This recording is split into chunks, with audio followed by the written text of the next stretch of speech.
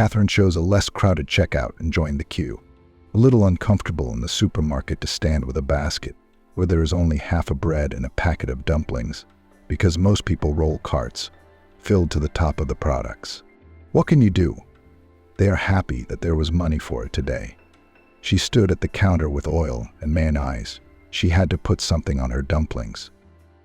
The cheapest ones she usually picked up weren't there today for some reason. All right, she and Jerry would have enough of that today. Yeah, they'd be happy with what they had. Maybe one day she'd have the money, and she'd buy whatever she wanted from the shop too. What the child needs, that's for sure. Jerry looks so small for his 10 years, so pale. No wonder life hadn't spoiled him from birth. And neither had Catherine. Maybe it would be more convenient to go to a small shop for such minor purchases, but everything is more expensive there. And in the supermarket, there are always promotions. There is an opportunity to save a little. It's essential when there's nothing to save. So she goes here, hunting for promotions and discounts, no longer paying attention to the contemptuous glances at her basket, in which lonely dangles something cheapest. Why should she be ashamed? Yes, she is a poor orphan from an orphanage. She lost her job and can't find a new one yet. And if someone is ashamed, what can you do? She was not ashamed and did not know that she had long been noticed by the shop administrator, who had his own plans, not the most, let's say, honorable. But he knew how to justify himself. The thing is that they have recently become very bad in their shop with workers, cleaners, loaders, and he, the administrator, is responsible for everything, as if these workers are in his pocket. What will he do if people quit? The time is such, the workers have become willful. No one can be forced to work. It was good 5 years ago. If you take someone, the person is happy that he found a permanent job, and he works quietly, and he is grateful. But now everyone is literate. They know their rights. You can't say a word to anyone. It starts right away. Here I am to work here for your pennies. Yes, I have residence registration. Yes, I have experience. They have experience. They've got experience. And the main thing is, where will they go? To another shop with the same salary. It's like they're doing it on purpose to ruin Bruce's life. They're going to ask him later on, 'cause he can't scrub the floors himself. So he figured out a way to find temporary help. He noticed this girl, almost childlike in appearance, a long time ago. She comes in, buys some rubbish. Clearly, she's got no money. What use could she be? A very simple one. You can accuse her of stealing, scare her properly and say that so-and-so, they'll close the case. But only she will have to work, to do what they tell her to do. Beneficial for all parties, and the work will be done, and she does not need to pay money. The salary will be, but it will go not to this poor woman in his pocket. Of course, he would have to share it with the guard because he couldn't do it alone. And then, noticing that a woman had entered the shop, he quickly approached the guard and warned him that he would soon need to arrest a thief. The guard was aware of the matter and nodded understandingly. They had done this sort of thing many times before and had nothing against extra money. And it was good for everyone, including this poor woman, so that she wouldn't starve to death. They could give her some overdue money. The woman for such an operation was the most suitable, with a handbag. Of course, she didn't have a plastic bag for groceries. I guess she couldn't afford to buy one every time. So she walked around the shop with an ordinary bag and a purse, of course, without any clasp. Passing by her, it was a matter of a second to discreetly drop a packet of expensive butter into this bag. But butter alone, of course, was a bit of a long shot. And then Bruce put a jar of red caviar in there too. Now I think we're looking at a felony. The main thing is that the security guard did not fail and detain the thief. Order's schemes were worked out. And in a minute the customer was already clapping her eyes fearfully, and the guard called the administrator. "Here, Bruce, admire. I've caught another one." And to avert his eyes he said, "She stole the bread, and for dessert she had butter and caviar, and even chose the most expensive one. People have no conscience at all." Very naturally indignant was the one who was obliged to guard the shop from thieves. "What are you doing?" exclaimed the woman, and tears streamed from her voice. "What do you allow yourself? I didn't take anything. I don't know how it got in my bag." I don't know either. I've never seen our groceries jump into anyone's pockets or bags, the receptionist said sternly. And I take it you couldn't pay for these purchases. No, so I wasn't going to take them. I only took this one. And why the other was in the bag, I do not know. Catherine was shedding tears. The artiste. She doesn't know. The security guard was indignant. The police should be called. Let them sort it out. I see her in our shop almost every day, and she probably carries something every day. And then the whole staff will have to pay for it. It's like we have huge salaries every time they calculate and calculate. Soon we'll be working for them, for these thieves. Other shoppers passed by this small group, looking at the woman, some with judgment, some with sympathy. But no one was going to intercede. And suddenly one man, quite young and handsome, decided to interrupt the unpleasant scene. Men, maybe stop hurting the girl. You can see she's crying. Yes, we all have such crybabies dragging. Go already, citizen, do not interfere, waved away the guard. Yes, I'll go away. I'll go away and take the girl. What did she steal from you there? Show me. For such nonsense you've made a trial here. I'll pay the fine for her. I'll pay the fine. How much? The man pulled out his wallet. Apparently, the receptionist and the guard didn't want to make too much noise either. So without any pleasure, they took some sum and let the girl and her defender go. They were not happy, of course, because the plan had gone awry. But what can you do? Stories like that happen. Thank you so much, Catherine sobbed. Thank you for helping me out. But the thing is, I really didn't take anything, you know. They must have slipped it to me themselves. I believe you. Does it happen that they do that? Yeah, forget it.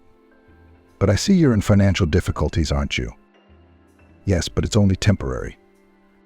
We've had one company where I used to work close down, and I can't find another job yet, but I'm sure I will, and everything will be all right, Catherine assured her. In the meantime, I'm getting by without stealing. I'm sure you are. But, by the way, before you find a job, I have a suggestion for you. I need you to do a small task. It's only a day's work, and I'll pay you well for it. What do you have to do? Catherine perked up. She had nothing against work, but still there were some doubts. How to know what this man would offer, and she didn't know much. But the man hastened to reassure her. What is required is a trifle, to be honest. I've had a misfortune. An acquaintance of mine died, a lonely man, but a good man, and I need some lady to well, in this case you to play the part of his bride at his funeral. How so? Catherine didn't understand. And why? Just don't be alarmed. I seem to be explaining it wrong. It's really not difficult at all. I mean, you won't even have to do anything. But I needed to make people around me realize that my friend didn't die alone. You know, 6 months before he died, he divorced his wife and couldn't love anyone else. So I want his wife to know that he wasn't alone. You're young, you're pretty. You're not even known to anyone around him. I don't think you'd have a problem with that. And I don't see the slightest reason not to, because I'll really pay you. I'll pay you well, too. But that would be cheating, Catherine stretched out doubtfully. And anyway, it's kind of embarrassing. I don't really know anyone there, and they don't know me. And I didn't know the deceased at all either. How am I going to go there? She glanced at her clothes. I don't even have any mourning clothes. No one will believe I was someone's fiancé. Ah, yes, it's all small things. All the things you say are nothing. About the deception, it's good intent. Thanks to you, the deceased will not be thought of as a lonely, abandoned man, but as an accomplished man who had a personal joy at the end of his life, after all. Well, about mourning, it's simple. We'll literally go and buy you a suitable outfit, which of course will be left to you, apart from the service charge. At the funeral itself? No, I don't require you to be there sobbing, banging your head, kissing the dead man's hands or feet at all. That's absolutely unnecessary. Just cry and stand there with a mournful face. It's not hard. The ceremony will be touching. Catherine thought a moment and agreed. She wasn't really losing anything. To attend the funeral, that's all. The money this man promised wasn't bad. and really not for a difficult job, but for a simple matter. And she needs money now because she has to take care not only of herself, but also of the boy, who will be lost without her. Although this child is not her brother, and not a relative at all, if you do not consider all orphanages as relatives. Shortly before she was to graduate from the orphanage, she took the patronage, a paper over the boy Jerry.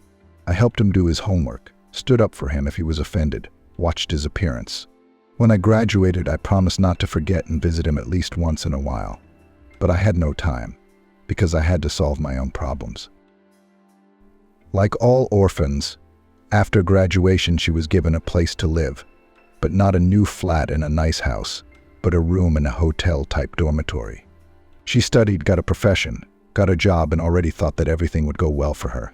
But when she once again came to visit Jerry, she was shocked by the news he ran away.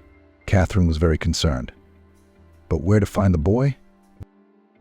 She had no idea, and they met by chance.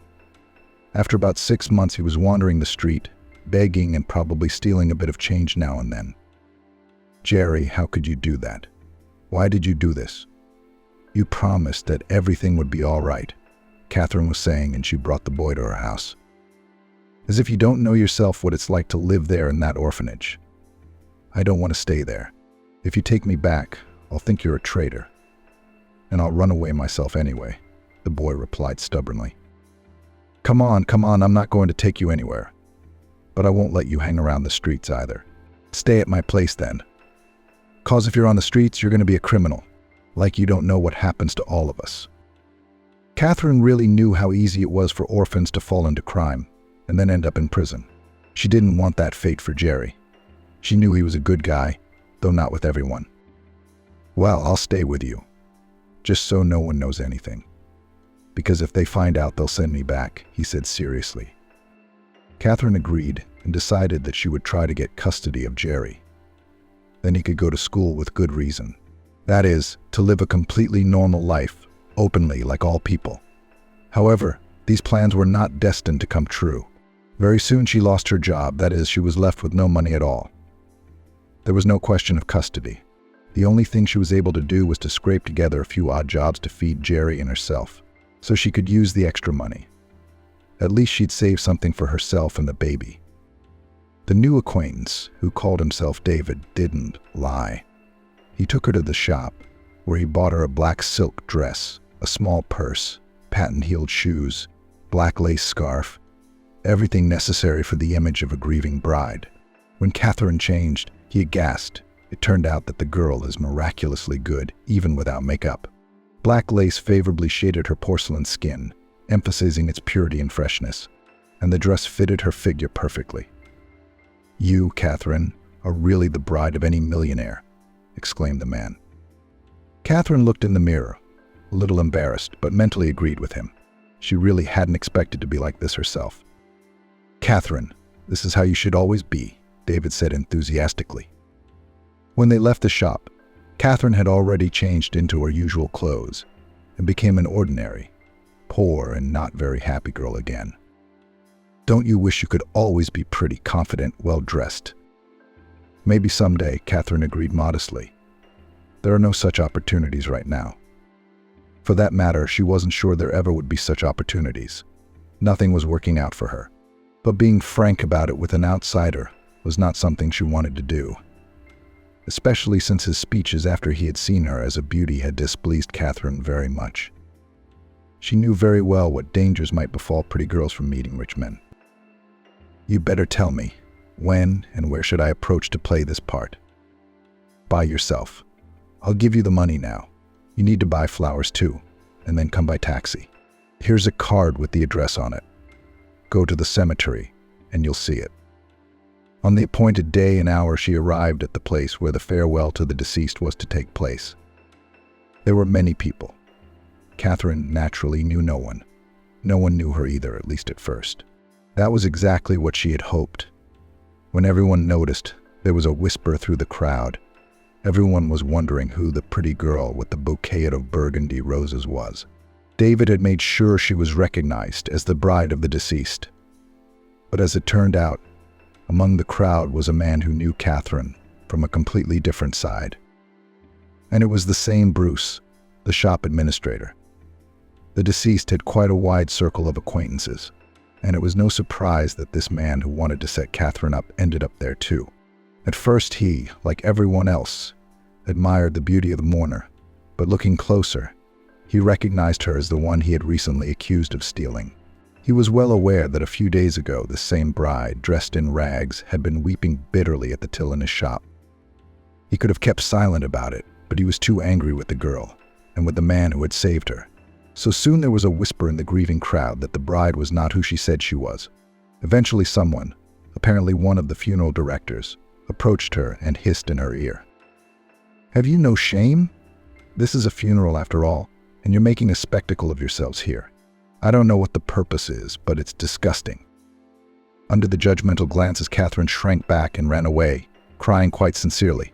She was hurt that she was in such a position, and how David had not thought of the fact that she might be recognized. She didn't run from the cemetery, but sat down near the exit. It was inconvenient to go outside. Here, in the cemetery grounds, in black silks and lace, crying, she still looked quite natural. But now Catherine noticed that the people who had attended that funeral were coming out, talking and sighing, getting into their cars and buses, apparently going to the wake. She waited until everyone had gone, got up and walked back to the grave. Only now Catherine realized that the bouquet of roses still held in her hands, and in general wanted for some reason to apologize to the deceased, about whom she wanted to create a false impression. Something was pulling her to that grave. She came to a fresh mound already strewn with flowers and wreaths, and placed her bouquet on it.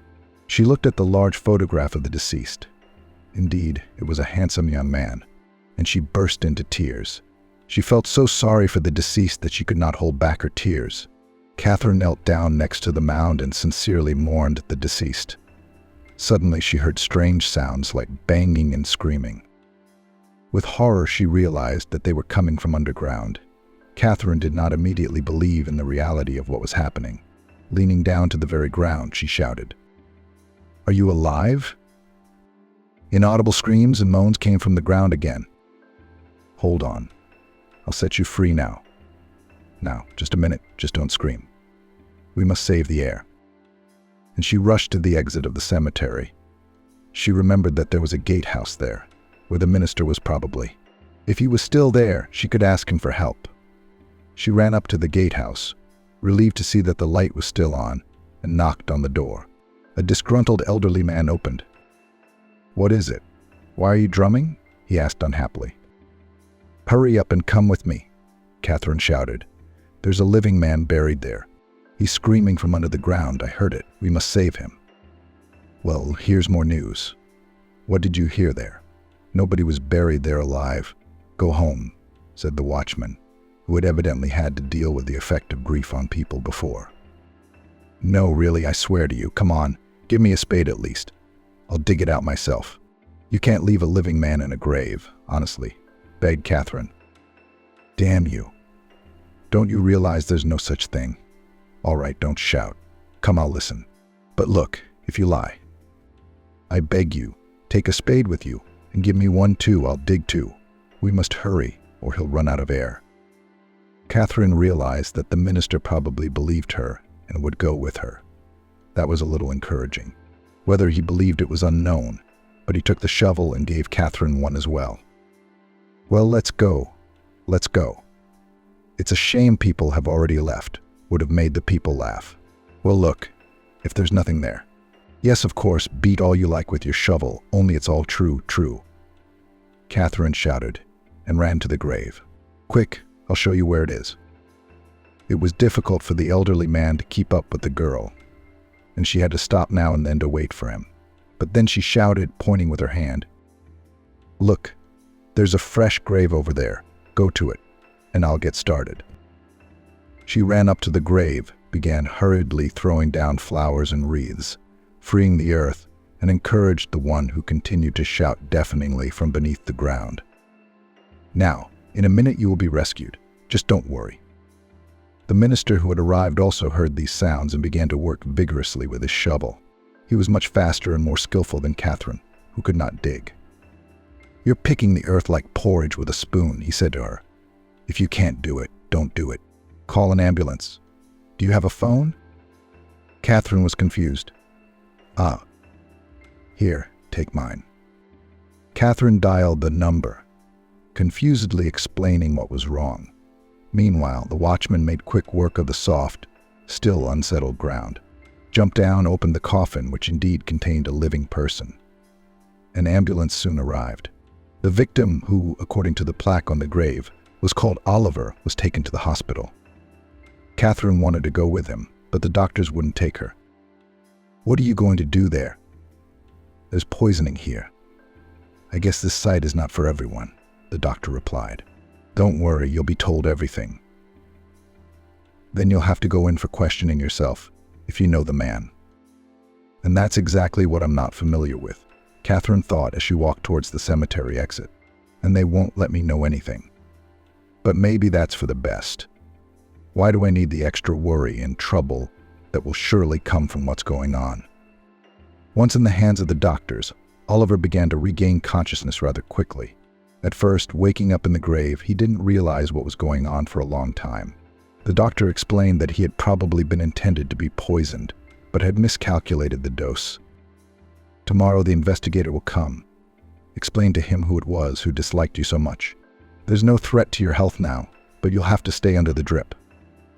It was no secret to Oliver who wanted to poison him, his ex-wife Joyce. They had divorced 6 months ago, and she, knowing that her ex-husband was a wealthy man, had tried to get more in the divorce. And she sort of succeeded. But Joyce was the kind of woman who couldn't get enough. All the more so because, having split up with Oliver, she hadn't found a wealthy husband. On the contrary, she'd fallen in love with a young, hot, handsome man who demanded money from her. And then Joyce learnt that Oliver had made several successful deals that brought him money. She was eager to get her hands on them. But how? She hadn't been married for a long time. But if she could eliminate this ex, anything would be possible. So the enterprising woman invited Oliver in for an important conversation. He thought the ex-wife had some kind of paperwork problem. Came and even agreed to drink a cup of coffee, after which he lost consciousness. Woke up only in the coffin. He told about it to the investigator who came. But, as it turned out, Joyce even earlier learnt about the rescue of her ex-husband and fled. Now she was to be searched for. Oliver was visited by friends who had attended his funeral not so long ago. He was only interested in one thing, who the stranger who had saved him was. Unknown. Some pretty girl. Never seen her before. I think David knew her, or Bruce. We never realized, was all the acquaintances could answer. Oliver tried to ask David, but he suddenly shut up and wouldn't answer. He confessed that he had hired a girl to be his date for the evening, but he didn't know who she was or where she lived. Oliver was not in the habit of backing down and eventually found her. It was not so difficult. After all, this girl saw not only those who attended the funeral, but also the ambulance doctors and the investigator. That's why one day Catherine was called out on the street by name by a nice young man in whom she recognized the man she had saved. "Have you recovered?" she smiled. "I'm very happy for you." "I am so glad," he replied with a broad smile. "And how grateful to you. For it is thanks to you that I am alive." "Not at all." Catherine was embarrassed. "That's just the way it is. So I thought I'd meet you, to show my gratitude." "How can I ever thank you?" Oliver asked, already serious. Catherine was dressed more than modestly now. It was immediately obvious that she was in need, although even her modest appearance did not hide the beauty of her face and figure. However, she was not going to ask for anything. She began to refuse gratitude, because she did not do it for profit. But Oliver was not going to back down. "Understand, I can't just forget what happened. Don't make me feel ungrateful. At least let me invite you to the cafe." Catherine did not object to this. Besides, she was curious to know how it had happened that Oliver had been buried alive. That was what she asked when they sat down at a table in the cozy cafe. The man explained that it had happened at the behest of his ex-wife. "What a horror," Catherine said. "Has she even been apprehended?" "Where is she?" "My ex is on the run, but I think they'll find her. It's not that significant now, though. Still, I want to know what I can do for you, Catherine. Don't be embarrassed and don't say no. I have money. I have connections. Perhaps I could solve some of your problems. And Catherine made up her mind and told him about her main difficulty, that is, about Jerry, for whom she had taken responsibility but could not formalize him. What if you could help somehow with your connections? She asked timidly. How unselfish you are, Oliver marveled. Asking not for yourself, but for a child who is not even your own. Don't you want anything yourself? That's exactly what I need. I do love Jerry like a brother. He relies on me for everything, and there's nothing I can do. Besides, for me too, because I'm keeping him with me now, and it's illegal. Digging me out of the ground probably wasn't very legal either. Okay, jokes aside, I'll be sure to do what I can. Let's meet tomorrow for that. You bring me all your and Jerry's papers, and hopefully we'll get this matter resolved. And please think about everything else too. It seems to me that you and your ward have enough problems besides this. So what does this have to do with my problems? Even if I have them, that doesn't mean you have to solve them. You probably have enough of your own now. Okay, if we're meeting tomorrow, I hope you'll think of something you need specifically. You have to think about yourself, not just others, Oliver said. And he began to reflect. Now I see why David didn't want to tell me about her. Not only is she beautiful, but she's completely selfless, a rare thing these days. I'm surprised he hasn't started courting her. I mean, he seems to be single now. How was he to know that David was trying to court Catherine? After all, he'd seen how charming she was, and would be even more beautiful if she were dressed well. But his advances had not been successful. The girl, who might have been frightened away by the circumstances under which they met, shunned him. David seemed sincere in offering to help her, but apparently he did so clumsily that he gave no reason for the moral girl to trust him completely.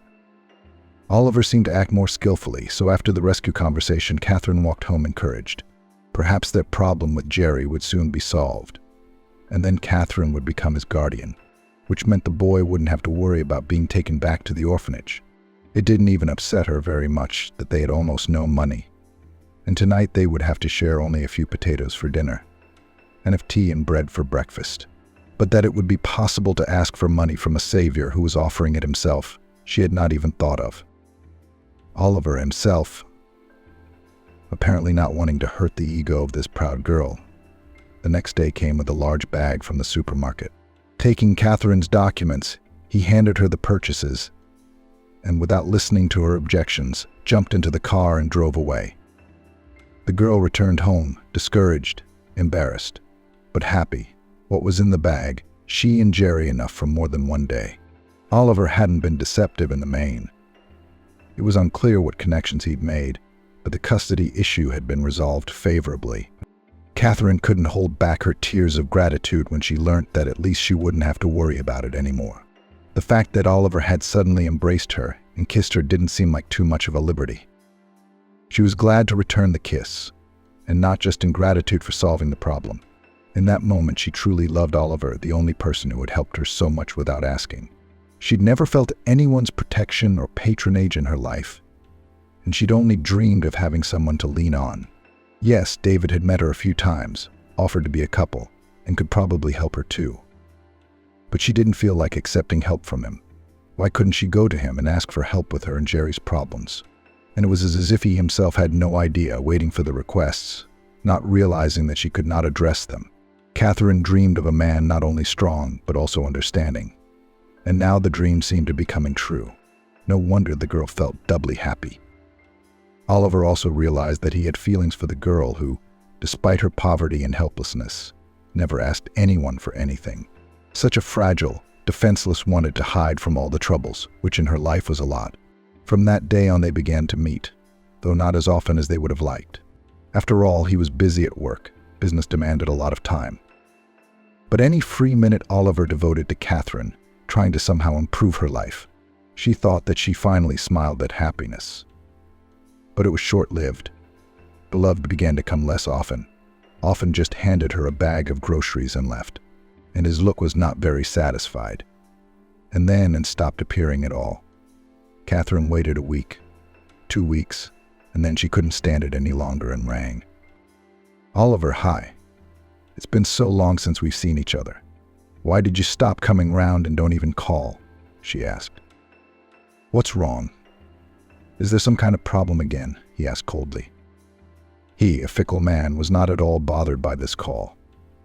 Oliver had already forgotten the horror he had recently experienced, and from which Catherine had saved him. He was really tired of solving her problems and helping her. If Catherine has nothing to do and is willing to patronize everyone, then I don't have to patronize her, he finally decided. Especially since Oliver had a new crush, the beautiful model Kelly, with whom he planned to go to an expensive resort. He hoped that Catherine would realize everything and wouldn't bother him again. And then all of a sudden this phone call. "Yeah, well, I missed you," was all Catherine said. "Don't you have anything else to do but miss me?" Oliver replied, already irritated. I, on the other hand, have a ton of things to do, or did you seriously think I was going to spend the rest of my life babysitting you? You're of legal age, I think. And anyway, I'm going away for a while. So, sorry, no time. That was the end of the conversation. Catherine realized everything. She was fed up with the man she trusted. And once again, she was alone, without support and help. Well, she's not used to it. I probably need to get over the failure and live on, relying only on herself. There were enough problems as it was. And the main one was how to support their small family. So it was necessary to get a permanent job as soon as possible. Catherine had no time to choose. She went to the first place she got, a cleaner in some office. There was no thought of looking for a rich patron. She'd had enough of hoping for rich men. It leads to nothing but disappointment. They may be of some help, but nothing more. They're not her kin. And there's nothing to think of someone staying with her forever. She's just a poor orphanage girl. And now she's a cleaning lady. So there's no way any wealthy man is going to take her seriously. And she worked diligently, even rejoicing in the fact that she, a gray mouse with a mop, no one pays attention to her. And people really did not pay attention, to such an extent that they discussed any questions in front of her, not even thinking that the cleaner could hear something there. If she did, what would she realize? Catherine didn't listen, nor did she try to understand anything. Why should she? But one day, in some animated and nervous conversation, a familiar surname flashed. Yeah, and if it wasn't for that creep David Johnson's, we'd be fine. This is the second time he's ruined everything for us. The bastard. I've been saying for a long time we should take him out. Isn't it hard to make an accident or put a brick on his head? Catherine froze in horror for a second. Although she and David Johnson's did not work out, and she was even slightly offended at this man for his persistent advances, still he did not do anything bad to her. But maybe this isn't about him. Johnsons aren't such a rare surname. As the conversation continued, however, she was convinced it was David. You're very brave. It's not hard to set things up where they don't need to be. But it won't be much fun to go to jail afterwards. They poisoned Johnson's mate last year. But he wasn't poisoned. He was alive and well. But they found his wife. She's in the detention center waiting for trial. What good will it do us to nail him? We need to squeeze his business, and the case is over. And you can do it very easily, without any risk to yourself. But what about it? Will you have to spend a few years in the zone? At this, the discussion moved on to another office, and Catherine, having finished her business, hurried home. She decided that she should warn David. After all, he had helped her out in the shop, and she hadn't seen anything bad from him after that. She just had to find his phone number. Only how? If she'd thrown it away carelessly and David was in serious trouble. Catherine did not find David's number, and then decided the next day to meet him after work, when he would leave the office. But she waited for the picture she was so anxious to avoid, David being led out of the office in handcuffs. What is this? Why? I mean, it's not true, she exclaimed involuntarily, but no one listened to her. A few of David's co-workers who had come out of the office were conversing, some with sympathy, some with horror. Is it really believable that David would kill Matthew? It can't be possible. He trusted him so much, he didn't make him his deputy for nothing. They've known each other since they were kids. Oh, what a lot of things happen in life. He's been arguing with Matthew a lot lately. Yeah, well, Matthew had blood all over the house, signs of a fight. He was young. Was he killed? You better think about what's going to happen to us. We haven't received our last month's wages, and now we'll have to look for work. We can wait for that. I think someone from Canada wants to buy the firm. What do we care who we work for? Catherine felt her legs give out. Didn't make it. The intruders proved more cautious and quicker after all. That David had killed someone she couldn't believe. Is he really going to be sent to prison now? Tears came to her eyes. And what was strange was that she suddenly felt sick. I felt dizzy and wanted to lie down or at least sit down. When she reached the bench, she sank down, trying to breathe deeply and not understanding why she felt so bad. It was only by collating some dates that Catherine realized what was wrong. It seemed she was expecting a baby. The father, of course, was Oliver, from whom she hadn't heard from in a month. But that wasn't what worried her now, it was David's fate. She might be the only one who knew he was innocent, except she couldn't prove it. That conversation had been overheard. She didn't record it, which means it's not proof. Well, she'll be smarter next time. Thanks to Oliver, he'd given her a good phone that could be used both as a recorder and a video camera. Now she would keep a closer eye on her employer, recording anything that seemed suspicious if possible. Of course, she has to be careful. If someone notices her manipulations, everything could turn against her. This, fortunately, did not happen. Catherine acted very carefully. In addition, very soon made a discovery that changed the course of the case. When she arrived at the office and prepared herself a little more carefully than usual, that is, switching on the phone and writing down everything that could save David, she heard from the office exactly what she wanted most of all. Matthew, you're out of your mind. You're dead. I almost lost my life, not in a grave, but in a hotel, in complete comfort. And you're not only walking the streets, you've come here. Come on, who would recognize me? Changed as much as I could, David's former deputy hummed.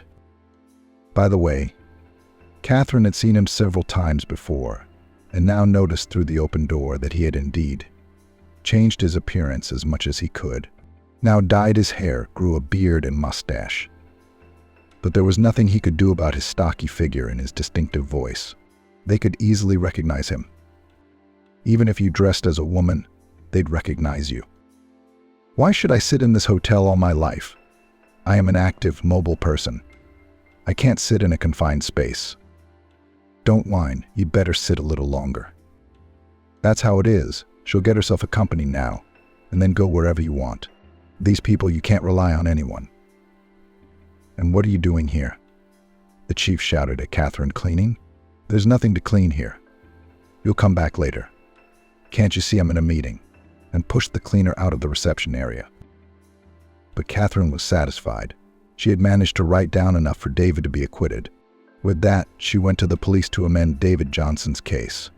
Since his victim was alive, there was nothing to charge him with. But he wasn't released right away. The investigators had to look into it first.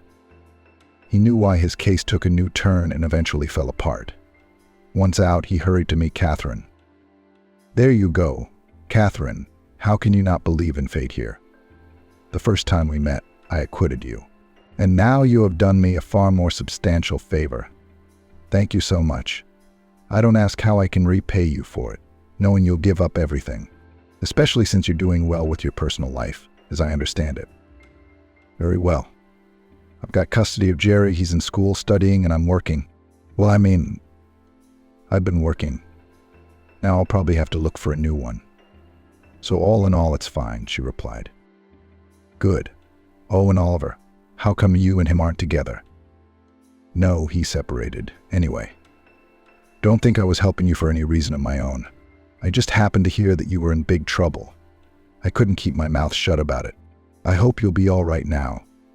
I wish that from the bottom of my heart. Catherine turned around, intending to leave. She thought their conversation was over, though she was sad to part. It seemed she had made a mistake in favoring Oliver. Yes, David might not be as adept at courtship, but he was clearly more reliable. This she suddenly realized, having gained a new experience and feeling like a muggler. Yes, Her child had not yet been born, but she already understood a lot of things much better than 6 months ago, when she was just a girl with no experience with men. And now all was lost to her. She realized that Oliver was unlikely to come back, even with the news of her pregnancy, so she called him. He had to know he was going to be a father. There wasn't much left to feel for him. And after the way he'd reacted to her news, her former love had been replaced by contempt. All he offered was to give her money for the termination, which of course she wasn't going to do. Well, then I don't know why you want this baby. So it's not up to you to decide. Don't you realize that I already have another one? This was how the man she'd come to love, the man she'd come to believe in, treated her. David, why and who needs her now? With another man's baby under her heart, and at home waiting for her another almost teenager, which Catherine also did not intend to leave. Who'd want her with all that baggage? It would be good if she got a job so she could get maternity pay and not lose custody of Jerry. So she was sure she was breaking up with David for good, and there was no one to blame for that. David, fresh out of the holding cell, didn't go straight for Catherine, and not because he took her words as a rejection of any relationship. He was just tired. He realized he needed to clean himself up, and most importantly, he needed to think. Yeah, he's got a thing for this girl. He'd like her to be with him. Especially after he realized that she was free again and was having some difficulties again. But could he turn to her with confessions at a time like this? It wouldn't even be nice. It wouldn't even look right.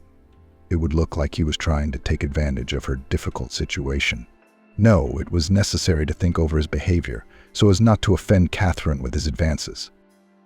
By the next evening, he had come to his senses, and although there was no colloquial speech, could not prepare, and could not, decided to still visit Catherine, just to tell her the whole truth, to say everything as he thinks, and then let her decide what to do with him. To banish him forever, he himself did not know how else Catherine could do, and hoped only that she would not drive away.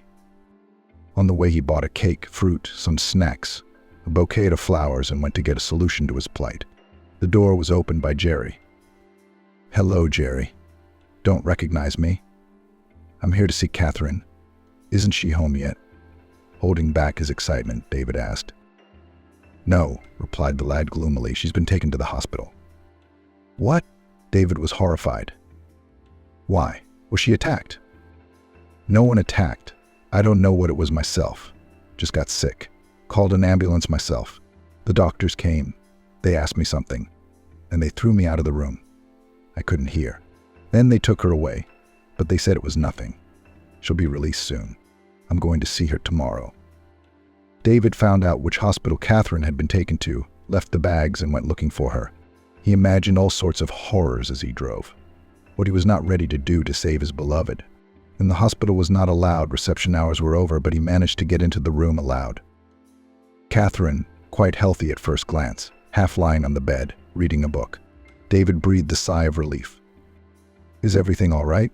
He rushed over to her. Catherine, hi, what's wrong? What do you need? Medication, doctors, surgery? I'll do anything for you. Thank you, Catherine replied calmly. Everything is free here. I'm fine. I just had a threatened miscarriage, so don't worry about me. One thing I will ask, please look after Jerry. He rang to say you were coming round. Yes, of course, we'll visit you together. As the threat passed. Are you in any pain? Nothing hurts. It just ached and went away. I'm fine now.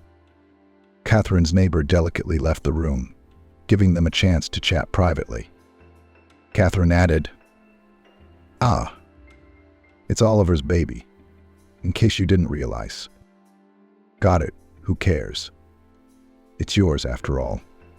That's why I'm saying I'd do anything for you and your baby, for it to be born healthy and for you to be okay. Thank you, David, but you don't have to take care of me, much less other people's children. You did take care of me, a complete stranger, when I was in trouble. You care about Jerry and don't think about the fact that he has some other set of genes. And what makes you think I'm not capable of acting and feeling the same way? I didn't know how to tell you this, but now I'm going to say it. Catherine, I love you and I want you to be my wife. But even if you say no, I'll always be there for you as long as you need me. And please don't tell me you don't. I know better. I should be helping you right now." Catherine smiled and stroked his arm. Their relationship hadn't started immediately. David didn't cheat.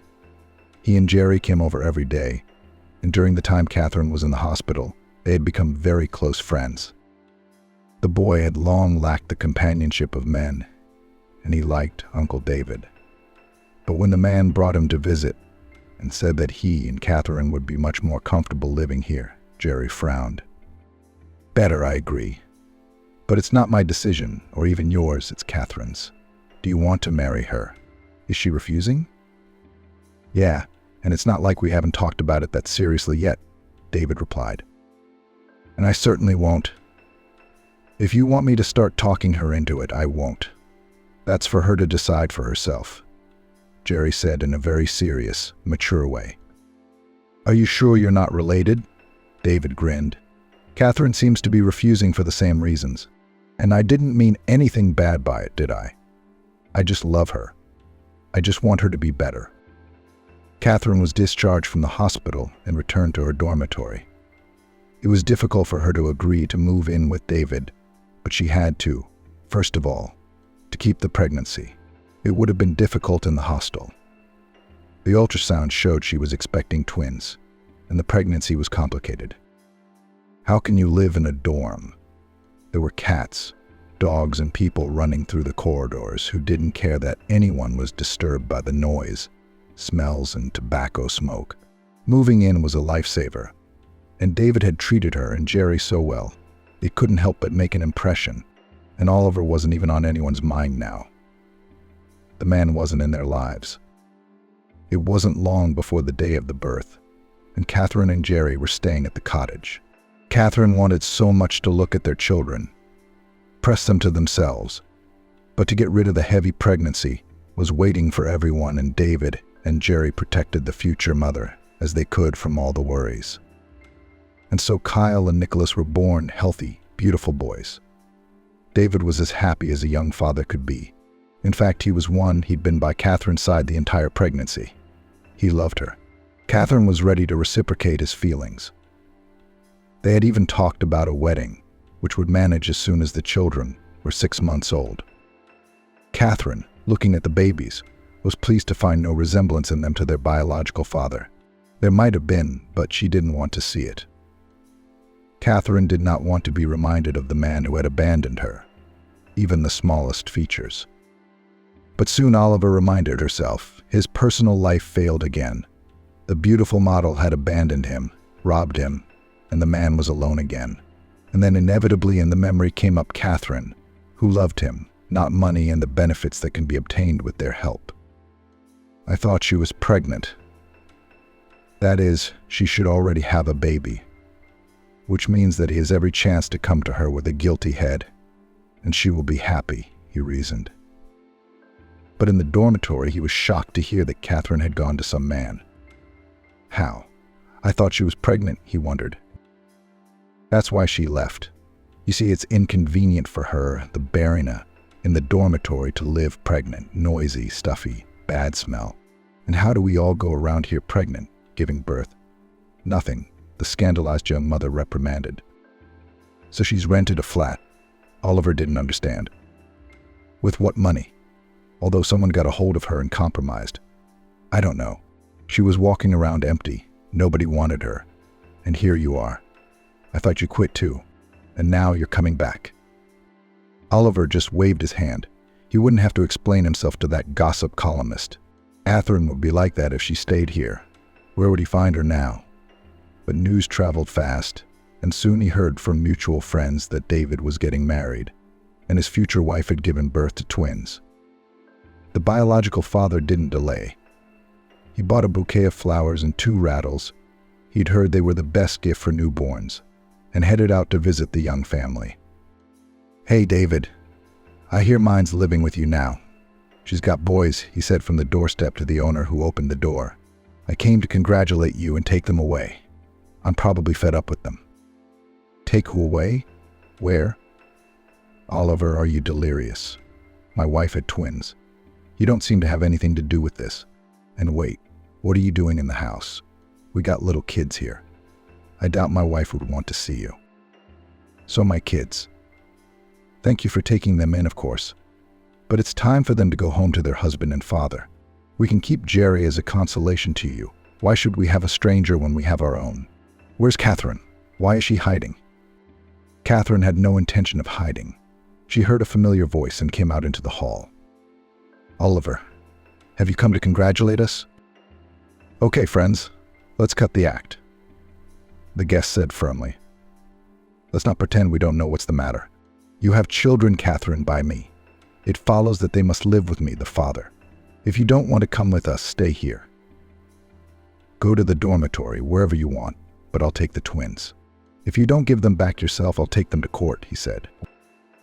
You still have to prove whose they are, David said firmly. No one will let you take infants away from their mother. And Catherine, as I understand it, isn't going anywhere with you. I can't imagine what court you're going to go to with your fictitious demands. That you will find out when you are summoned to that very court, and there explain why the children should be raised by me, the birth father. And Oliver walked resolutely out. Do you think he can get us into trouble? Catherine asked. Oh, don't make it up. What trouble could there be? David put his arm round her. He seems determined. Like you know him better than I do. He's this way now and that way in 5 minutes. He has absolutely no use for those kids. He's just alone once again. So he remembered that he stupidly lost the best woman in the world. I can still believe that he'll pop back into your life from time to time. And I'm kicking myself for making you recognize him, who stopped me from just meeting you at the shop, and that was it. David was really remorseful about this. Oh no, David, you mustn't say that. For otherwise he would have died such a horrible death. And besides, we wouldn't have Nicholas and Kyle. Well, I mean, we might have had them, but they were different, and I loved those guys. Oh, I'm sorry, honey. I must be saying the wrong thing. I blame myself for telling him I was pregnant. But what was the use of regretting the past when the present was wonderful? The children were growing up. David and Catherine's relationship was marvelous. They had already applied to the registry office and were preparing for the wedding. It was a little difficult for Catherine to cope with 2 babies, so the parents invited a nanny, Mrs. Bridget, an experienced woman. Nothing was heard for a while, but still he had not given up his intentions and was going to take the children away. But they were officially David's children, bearing his surname and middle name, and the biological father needed to provide proof that he had anything to do with the children at all. In today's world, it's not technically difficult to do. But practically, Catherine and David too would never allow DNA to be taken from children they considered only their own. Without their consent, he had no right. But Oliver had a way of getting his way. When he learned that there was a nanny, he tried to get to know her, to gain her trust, so that he could see the children occasionally. Mrs. Bridget, when she saw that someone was watching her when she was out with her charges, was at first alarmed, but Oliver had no intention of hiding. He approached her and spoke honestly about the reason for his interest. You see, these children are mine, and David is actually infertile. Catherine used me to have them, and I didn't know. I thought she loved me. And when she left me, it was such a tragedy. I even left town for a while. But then I had to come back, and I found out that there were 2 babies born that I had nothing to do with, but they were my babies. His speech caused the woman to sympathize. After all, such a nice young man was really suffering a lot without his children, and it is inhuman to take children away from their father. I agree with you, of course, Oliver. But you see, I work for these people, and I can't let you see the little ones against their will. You should try to go to court. I mean, the law is on the side of the biological parents. I'm sure you'll be favored. Yes, of course, I wouldn't want to let you down either. But you see, in order for the court to even begin to consider the case, I have to prove that the children are mine. And that requires a DNA test. Catherine, unfortunately, does not agree. And so, meeting with this kind woman, he tried time after time to make her sympathize, which gave him the opportunity to secretly take the children's samples from their parents. Once that was done, he could justifiably go to court, It was proven that Nicholas and Kyle were his own children. Oliver himself couldn't really say why he wanted to do all this. Yes, the children were his. He had no doubt about that. But it was hard to imagine him taking them home and raising them on his own, even with the help of a nanny. Especially since he was sure Catherine wouldn't go to anyway, and he didn't really want her to. He was sure that he would find a wife much more attractive in status. However, stubbornly continued his game, seeking to still possess the children, if only just to achieve his own. He was tired of being a loser among women. He wanted to finally become a winner. To do this, he spared no expense in bribing the judges, and as a result, he almost got what he wanted. Perhaps the children would not be given to him, but he would be able to see them whenever he wanted, to give them his patronymic and surname. And besides, this is a great way to take revenge on people who, as he thought, without any reason was more fortunate. Spoiling their lives, he managed quite well. At first, only Catherine and then David himself were seriously worried. It was especially hard for Catherine. Even the very thought that her children could be taken away from her was unbearable to her. And even the fact that the kids are likely not taken away, but simply recognize the paternity of Oliver, ordered to change the names and oblige her to take the biological father at home at any time, also broke the usual way of life. Now even Catherine sometimes couldn't stand it and tearfully said, "Why did I save him? If I had known it would turn out like this." And Jerry was troubled. He did not want to see Oliver at home at all, for he was set against him. Meanwhile, by his illegal stories and bribes, Oliver had almost got his way. But on the eve of the decisive court hearing, where the fate of both children and adults was to be decided, tragedy struck. He failed to control his car on a slippery road and had an accident. He was not killed, but suffered very serious injuries. Learning about this, Catherine at first sighed with relief, but when she learned how serious the situation of her former lover, she realized you cannot rejoice in someone else's grief. After all, the doctor said that Oliver most likely will never get back on his feet, and that was truly awful. Catherine realized what he was in, a completely alone, helpless invalid. She visited him in the hospital, and there she learned that Oliver had realized a lot. "You are sorry, Catherine, I behaved terribly towards you. But as you see, I've been punished, haven't I? Now I'm in almost the same position you pulled me out of. A bedridden invalid, unable to move. I was never much of a believer, but now I can't help thinking that it is I who am being punished by heaven for all the trouble I have brought upon you." "Oh, come now, Oliver," Catherine sighed. "Firstly, you brought me not only misfortune, but also great happiness, my babies. And secondly, your diagnosis isn't a judgment yet. The doctor said it's still quite possible to regain mobility. Not right away, of course. And you're going to have a lot of surgery and a lot of rehab. And also, I thought it wouldn't be a bad thing if you saw the kids once when the kids. Of course, David will be daddy to them, but you won't be a stranger to them either. And maybe after a while we can tell them who their father really is." Claire looked apprehensively at the class she was about to be the new girl in. Her father had gotten a high appointment in this town. Like they weren't doing well in New York. No, he needed a springboard to advance his career. His old position had become too tight for his ambitions. Now they'd have to spend about 5 years here. Her arrival did not arouse much interest in her classmates. Well, a new girl came, that's fine. Everyone was talking animatedly about the summer vacation that had just ended. There were some remarks to her. "Mom sent me to the country. I was stuck in the vegetable garden, picking all the crops. It's good that there is a lake in the village. We went fishing every other day. Then we fried fish on the shore on the coals from the fire. Girls, look what a sundress I got at the sea. Girls." All the boys looked at me. I was so pretty. Near the window, 2 slightly funny bespectacled men, a girl and a guy, were talking to each other about the list of additional literature for extracurricular reading. "No, I never got into this Shakespeare and his Hamlet," said the guy. "But Remarque's Three Comrades is a thing. I reread it twice." "And I took up the Master and Margarita ahead of time," replied the girl. I couldn't tear myself away. I swallowed it. "You haven't read it yet? I'll bring you the novel tomorrow.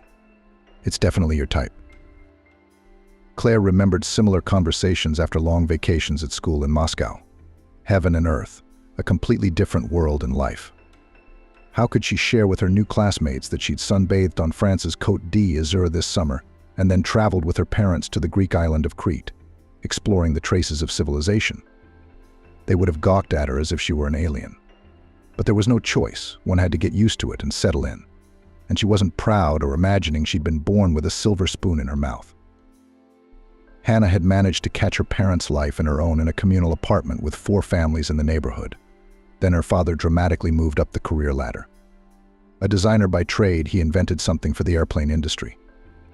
Hannah was never interested in the details.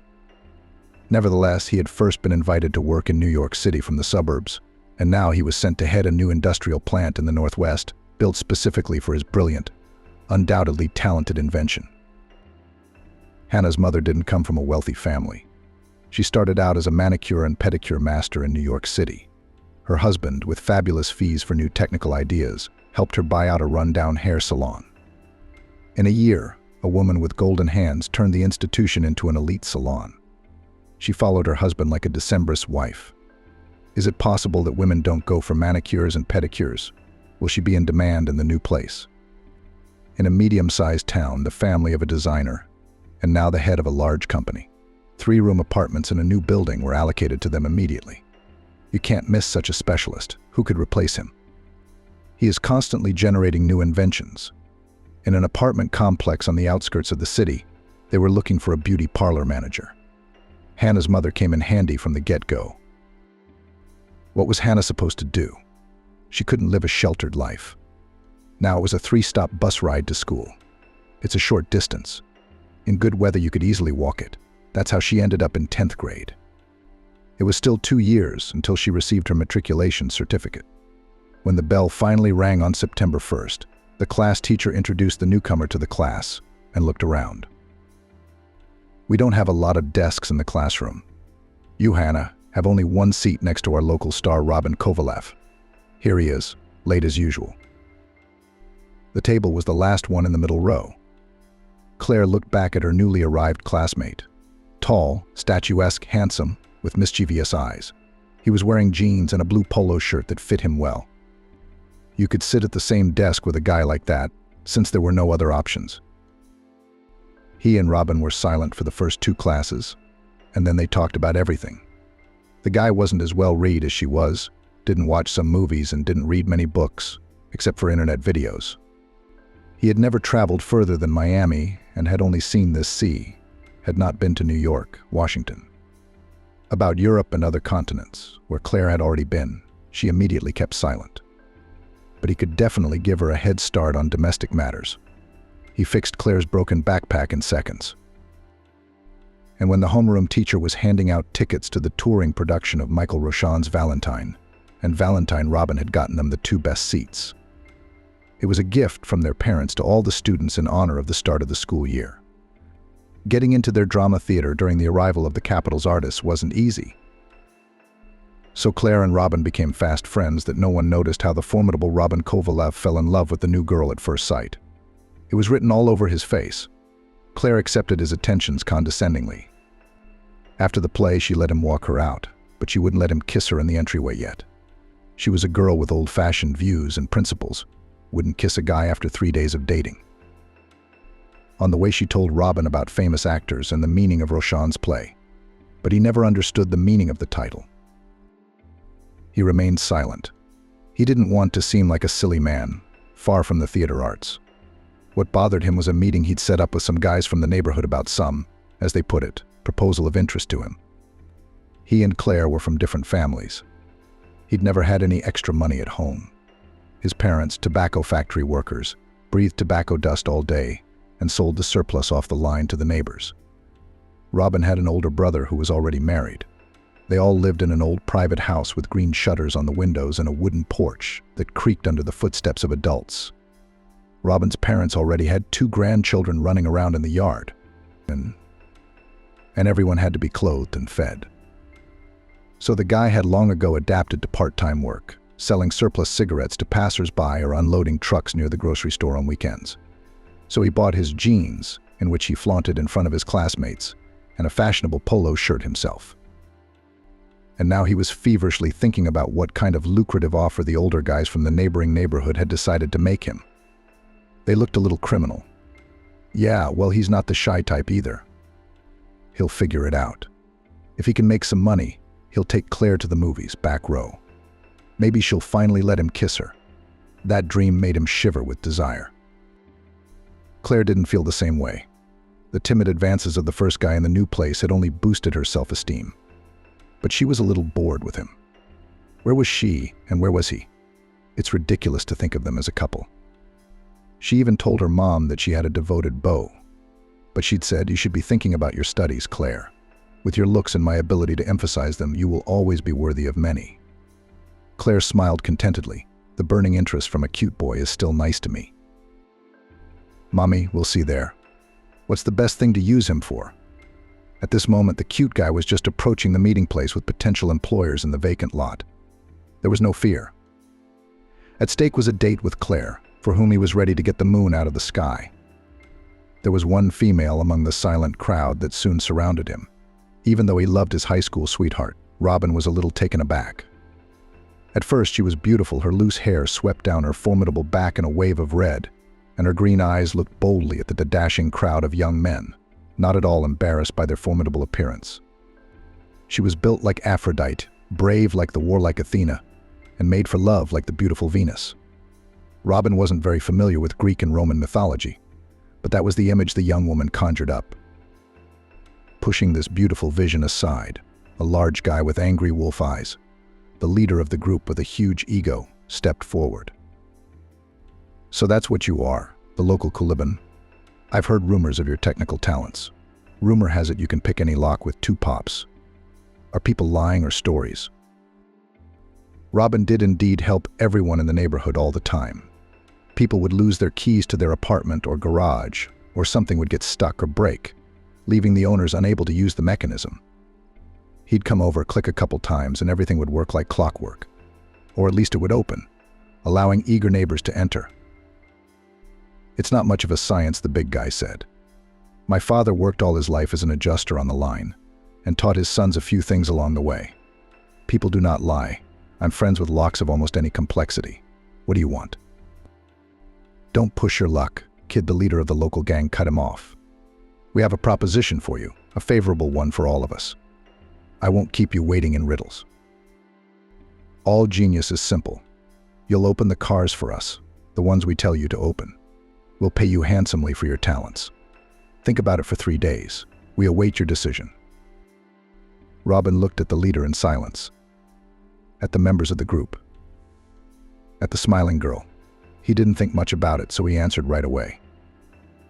"Why wait 3 days? I'm in." Everyone around him breathed a sigh of relief. The leader of the street group extended his hand, and then also patted him approvingly on the shoulder, saying, "And the man, as Vysotsky has it, a proven comrade of ours." Robin opened the first car the next day. The rest was not his concern. He'd gotten his share of the money that very evening. Now he had the means to invite Claire not only to a movie, but also to a cafe beforehand. The carousel spun, the money flowed. The guy didn't think about the consequences. Fate was keeping him safe for now. Robin and Claire went not only to a fancy restaurant, to a concert of a rock band in a closed club, to an exhibition of impressionist painters, where they couldn't understand a single picture, but also went to a country entertainment center with kebabs and a heated pool in the fresh air. Things weren't moving. Claire wouldn't let the guy anywhere near her body or her soul. He didn't know how to make her reciprocate his feelings, and agonized with this uncertainty all the time. He wanted to ask her directly, "Are we together, or are you just playing with me?" One day, once again, he tried to press her against the wall in the entryway. They pressed their lips together, but she pushed him away. "Robin." She called him often when they were alone together. "Who the hell do you think you are? That's not why we're friends anymore. We're from parallel worlds in culture, development, intelligence. Do you remember the play Valentine and Valentina? It was about couples like you and me. Be thankful I'm still spending time with you, but don't ever let go." That hat doesn't fit Robin at all. He left, slamming the front door loudly. and he was gone for a long time. At school, he moved abruptly to another desk, putting the right bespectacled boy next to Claire. After school, he didn't see her off, didn't ask her to go for a walk, didn't put chocolates or apples in her backpack. New Year's Eve passed. Winter vacation flashed by. To Claire and her mother did not get bored. Her father took them to the hot Miami to bask in the sun. In January, the girl returned rested and tanned, and there ran the days of the longest quarter. There was no time to think. She didn't even look at Robin. They were friends. They stopped being friends. It happens when you're young. And Robin had gone off to experiment with car theft. He didn't get disturbed very often, once a week or even twice a week. It usually took him no more than a couple of minutes to work with the lock, and often with the alarm system. The car had no time to make a pitiful squeak, and already changed the owner. And everything would have gone on smoothly, but once again, at the resale gang of hijackers punctured. The owner of the car was a certain influential official. The criminals were caught quickly, and did not treat them with ceremony for a long time. The longest sentence was given to Mickey, but the others were to spend more than a year in prison. None of the boys mentioned Robin. They kept their mouths shut. He got off scot-free. Good thing the kid was in the habit of saving up his stash. He changed his clothes, kissed his family, gave presents, and laid low. Senior year's coming up. He wasn't getting good grades, and after school he had to go somewhere to study. He could use a little capital. Robin tried to tear Claire out of his soul, but she stayed there like a splinter. Sometimes he said to himself, well, I'm not Valentine. She's not my Valentine. It's not fate. He met the girlfriend of the leader of their street team at the store by chance. She had faded. She was buying cigarettes for herself in front of his eyes, not the most expensive ones. What did she have enough money for? Slid a casual glance at him. Hannah didn't recognize him at first, but then she perked up. Are you out, Robin? Skipping school? Why don't you buy the lady some champagne? I'm starting to forget what champagne tastes like. Easy, Robin said in her tone of voice. Pick whichever one's looking at you in the window. Hannah, a sultry redhead, chose a local red sparkling wine that tasted good. She bought a box of assorted cakes, a slice of cheese, and a bag of mixed nuts. Taking Robin under her arm, she whispered languidly in his ear. Come to my place. I'm home alone now. Ricardo is dying of boredom and boredom. Already what has come to what soap operas on TV began to watch, when in his stall behind the counter is not standing behind the counter. The owner is such a jerk, he hasn't paid my salary for 2 weeks. He says it's a small turnover. What am I supposed to eat, pray tell? Robin's legs were starting to feel wobbly. This mature, experienced girl had him worried sick. At 16, who wouldn't want to have a peek at a woman like that? He quickly mumbled.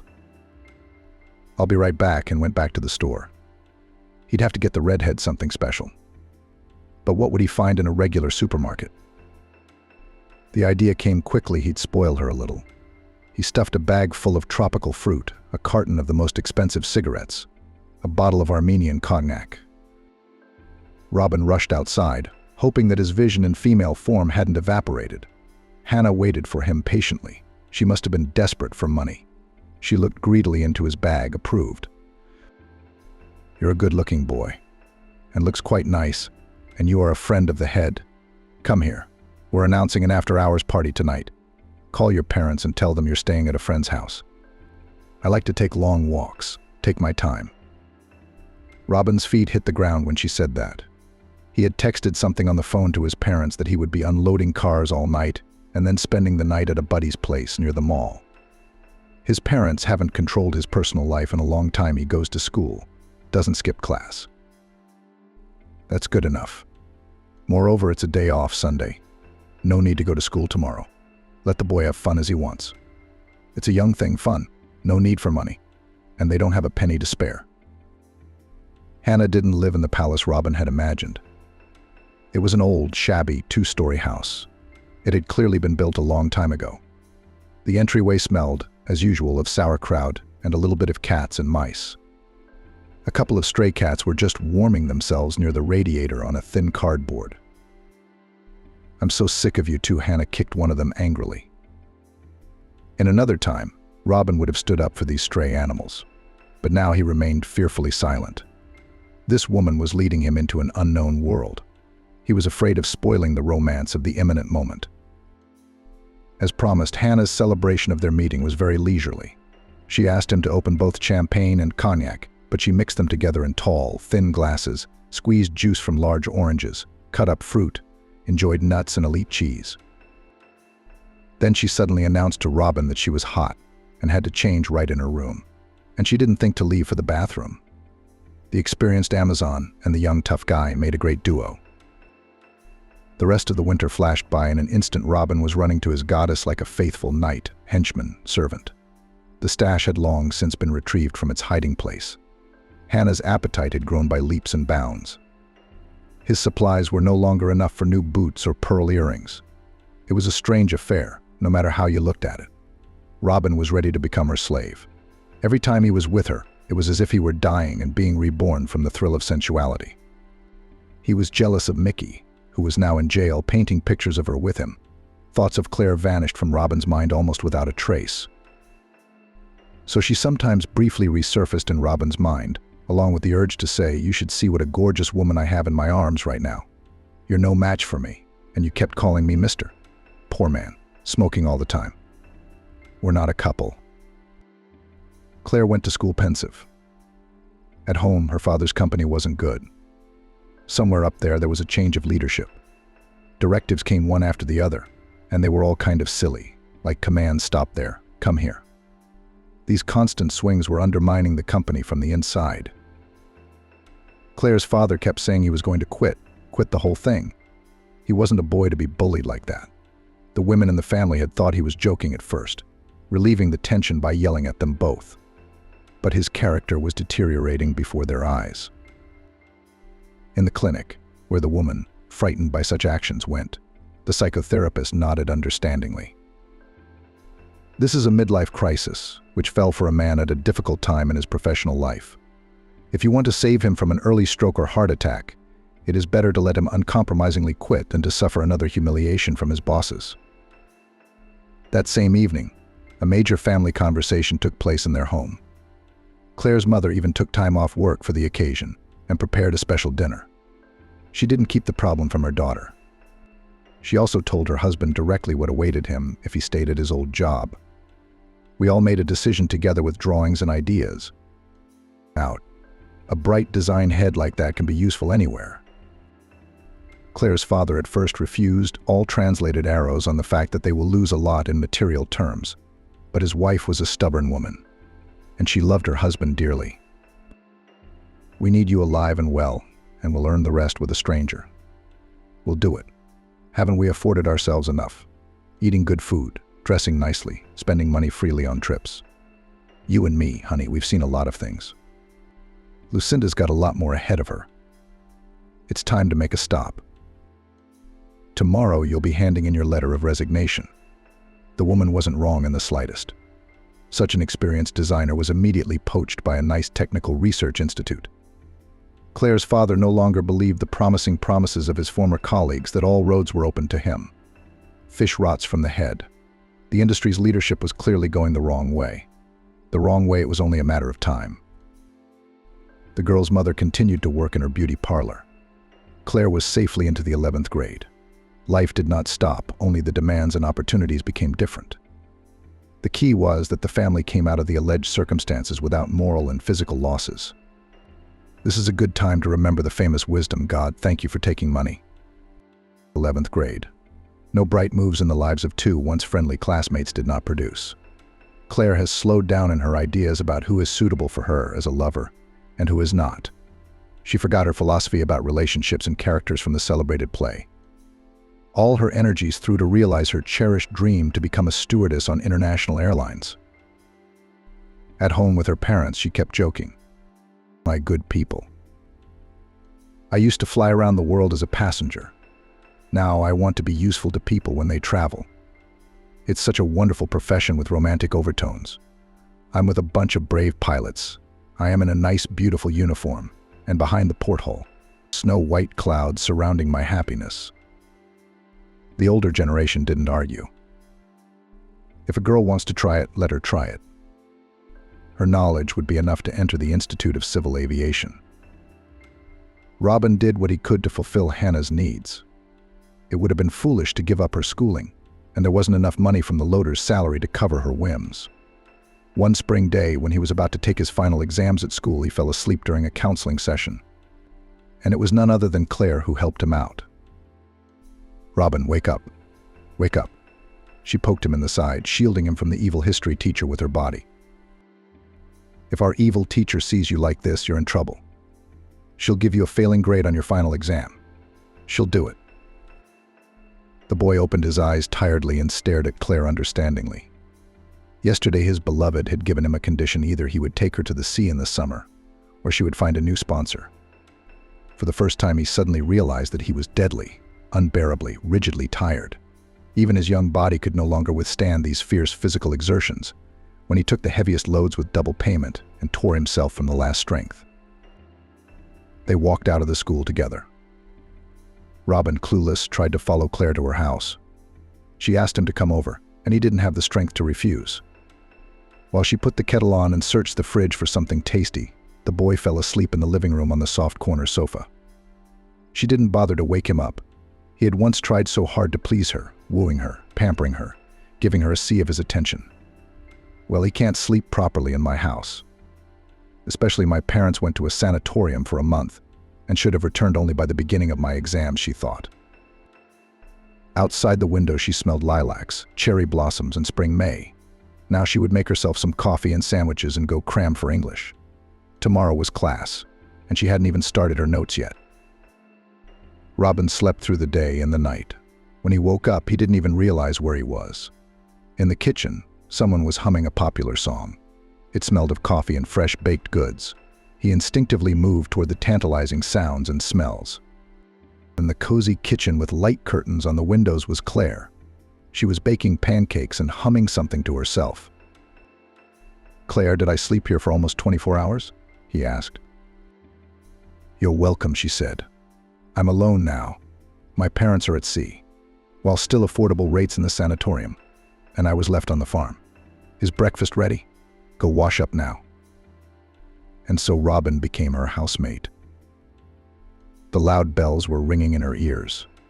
It was as if this hard time with Hannah and the warm tea and heart-wrenching connection hadn't happened. The sun was shining through the window, bright and almost summer warm. Not a cloud in the sky. The sense of spring blossoms floated through the room. A stack of ruddy pancakes on a plate beckoned with appetite, and next to it a saucer with sour cream, coffee in clay mugs, a jar of condensed milk, a plastic package with jam. He had forgotten that mornings could be so serene and bright. He touched his lips lightly to Claire's before leaving gratefully. She smelled deliciously of pancakes and new blackcurrant jam. For the first time, she didn't pull away. As he said goodbye, he suddenly thought, she's all grown up now, or I'm no longer disgusting, unnecessary, inappropriate for her. He walked to Hannah's house with a heavy heart, urged on by her. The required amount of money he had never been able to earn. Opening the door with the key the woman had given him, he listened for a long time. There was silence in the apartment. Only in the room there were sounds like whispers. He opened the door. On the table was a box with the most expensive phone that his girlfriend had dreamed of. There were two people lying on the bed, talking quietly. "Get out." Hannah threw him in his direction without even batting an eyebrow. "I waited for you yesterday, my boy, and it's late today." The train left, taking the other passengers with it. Finita la comedy. Put the key to my apartment on the nightstand in the hallway and forget about it. I'm sick of you. Robin left her house without a sound. He felt as if he'd been doused with dirty water by an unscrupulous landlady somewhere in the back of his life. He listened to himself in surprise. He no longer wanted that red-haired, so artificial love, for which he would easily have laid the whole world at her feet if he had had the chance. Nor did he think of Claire. Last night in her apartment now seemed to him a dream, a joke, a mirage, an illusion. He had thrown all his energies into getting away from this shameful city. He would join the army, enlist in the north, become a long-distance sailor, a polar explorer, a submariner, only not to see more of these streets, which brought him nothing but hardship and betrayal. Claire and Robin passed their high school graduation exams without a hitch. She got the prestigious A's and he got the C's. That didn't stop them from getting their diplomas after the day they'd unexpectedly spent together at Claire's apartment. The young people talked sweetly sometimes, but it never got any further than that. It was as if a glass partition stood between them. They could see each other, but they couldn't get closer, despite the fragility of the imaginary barrier. A month later, Claire started packing her bags for the regional center. She was determined to follow her dream of conquering the skies in a beautiful stewardess uniform. Robin left all the extra nighttime loading jobs behind. Since he was a little older than his classmates, the military draft was just around the corner for him. The girl passed the entrance exams to the institute that trains specialists in civil aviation without difficulty. She put her things in the dormitory, decided to return to her parents for a week, while she has not yet so easily experienced the separation from them. At the train station, unexpectedly met a school friend who saw his family off on vacation. "Claire, what are you doing in town?" he asked. "I heard that you successfully entered the university. You're going to be the pride of our class, a sky wizard on airliners." "You know, Robin, I didn't expect to be such a daddy's girl," she said. "It's only been a couple weeks without them. I missed them. I came here to spend a little more time with them. What are you going to do tonight?" Suddenly, her ex-boyfriend asked her. "You haven't thought about it yet. Is there a proposal?" "Why not?" Robin said with an air of importance. "Let's go to the movie theater and spend some time. I don't have the money, but I can afford to buy a ticket for my friend." They had both grown up. Robin didn't want to puff up his cheeks to show that he was such an important guy. As they say, love us poor, love us rich, everyone will love us. Claire herself had changed. She no longer cared about her comrade's status as before. She was more attracted by the fact that she was always very easy with him. They agreed to meet in the park by the movie theater that evening. Robin didn't take the last row of tickets, so that he could be with his girlfriend in the dark seclusion, who had Hannah helped him get close to. He had no desire to kiss Claire, much less to take her to bed. There was a huge distance between the two women, and he sensed it keenly. After a rather interesting movie, they walked home. Robin told his former classmate about his plans to serve in the army and then to get an education. Claire told him the story of her vacation in Crete with her parents. There they once rented a car to see the capital of the island. They were driving along a quiet highway when suddenly, almost next to them, a passenger airliner with burning portholes soared into the sky. Apparently, the local airport was a stone's throw from the road. This stunning sight was the impetus for her future dream. She had already imagined herself walking with a tray of drinks between the rows of seats. Now she was taking real steps towards realizing it. In Claire's entryway, there was an unexpected event for Robin. The girl stood on tiptoe and kissed him herself. "Thank you," she said. "I've been working on my textbooks all last year. Already forgot what it is to go to the movies, carefree to spend the evening in pleasant company." He didn't pounce on her like a kite, but returned her tender kiss, put his arm around her shoulders, pressed her against him for a split second, and then released her. "Claire, marry me," Robin said. "You're always so sweet. It's not for nothing that I used to swoon when you touched my hand at school. You've stirred up all those feelings in me today. I've changed my views on many things in life. I promise to wait for your answer as long as it takes." Claire was stunned. "Robin, you were crazy. And you're still crazy," she began to make her arguments confusingly. "What marriage? I don't turn 18 until October. Ahead of years of study, formation, career in the chosen profession. I have long ago thrown out of my head all silly ideas about princes and princesses. Now I want something else to stand firmly on my feet in life. And there and then think about a husband." He was not offended by her refusal. The main thing here was to indicate his intentions. Perhaps the girl was right. He hurried, voiced them on a wave of emotional impulse. The truth was that he spoke sincerely. He really felt surprisingly good and at ease with her. "I heard you," he said calmly to the girl. "I will not give up my dream of marrying you. I will pursue you again and again. And someday you will realize that I am like in that popular song, The One Who Is Needed." They had ice cream at the cafe. "Tomorrow we'll go for a chocolate-covered ice cream with sprinkles and nuts. We'll have it tomorrow. I've got a stash," Robin suggested. During the week, they had time to eat ice cream and go to the movies a couple of times. They said goodbye in the entryway, as was the custom. A couple of tender kisses as a sign of warmth in their relationship, and then they went home. Robin didn't recognize himself. He was afraid of offending Claire with his overly insistent, frank touches and pushing. He wanted to get to know this girl gradually, in small sips, and someday to know her completely. 7 days later, Claire left to study, and he stayed behind to wait for the summons to the military enlistment office. He didn't get high marks on his school certificate. He hoped with all his might that he would make up for it by serving in the army, where institutions were more loyal. He will eventually get his student card. Claire didn't make it to Robin's send-off. They were now in a different format of communication. All day long, when they were free, they texted each other. Before they left, the guy asked, "Claire, will you be waiting for me after your enlistment? After all, now you only have to serve a year. Can you do that without me?" Claire was at a crossroads. She couldn't understand what it was between her and Robin. Love? Romance? Friendship? A friendly relationship with a hint of romance? It was nothing like that, almost childish kissing in the driveway. It wasn't serious. And Robin's proposal of marriage seemed to her to be a momentary mood, not a global approach to the future. Right now, studying was taking up all her time. Like other, more frivolous future stewardesses, she didn't disappear on dates and parties. Along with English, she took up Asian studies and began to learn Chinese and Korean. Stewardesses with knowledge of Asian realities were valued for their weight in gold. She passed to the second year with all excellent grades in her credits. By summer, Robin had fallen out of favor in the army. There were only a couple of months left before demobilization, and he was ready to snap, to go OL for a long time, to ruin his record with a daring act. Claire had the character trait of making decisions in the blink of an eye. She'd had enough of her parents over summer vacation. August this year had been increasingly cool and rainy. No joy. And Robin is serving in the Caucasus near the majestic mountains, around the national color of the local people, ancient fortresses, the sea, authentic dishes in cafes and canteens. She should fly to him to boost his service spirit a bit. Or are they not real friends and close people?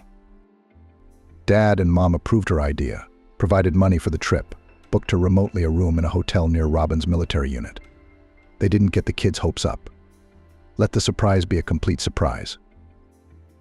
2 days later, at the checkpoint, Claire asked for the private she needed from the barracks.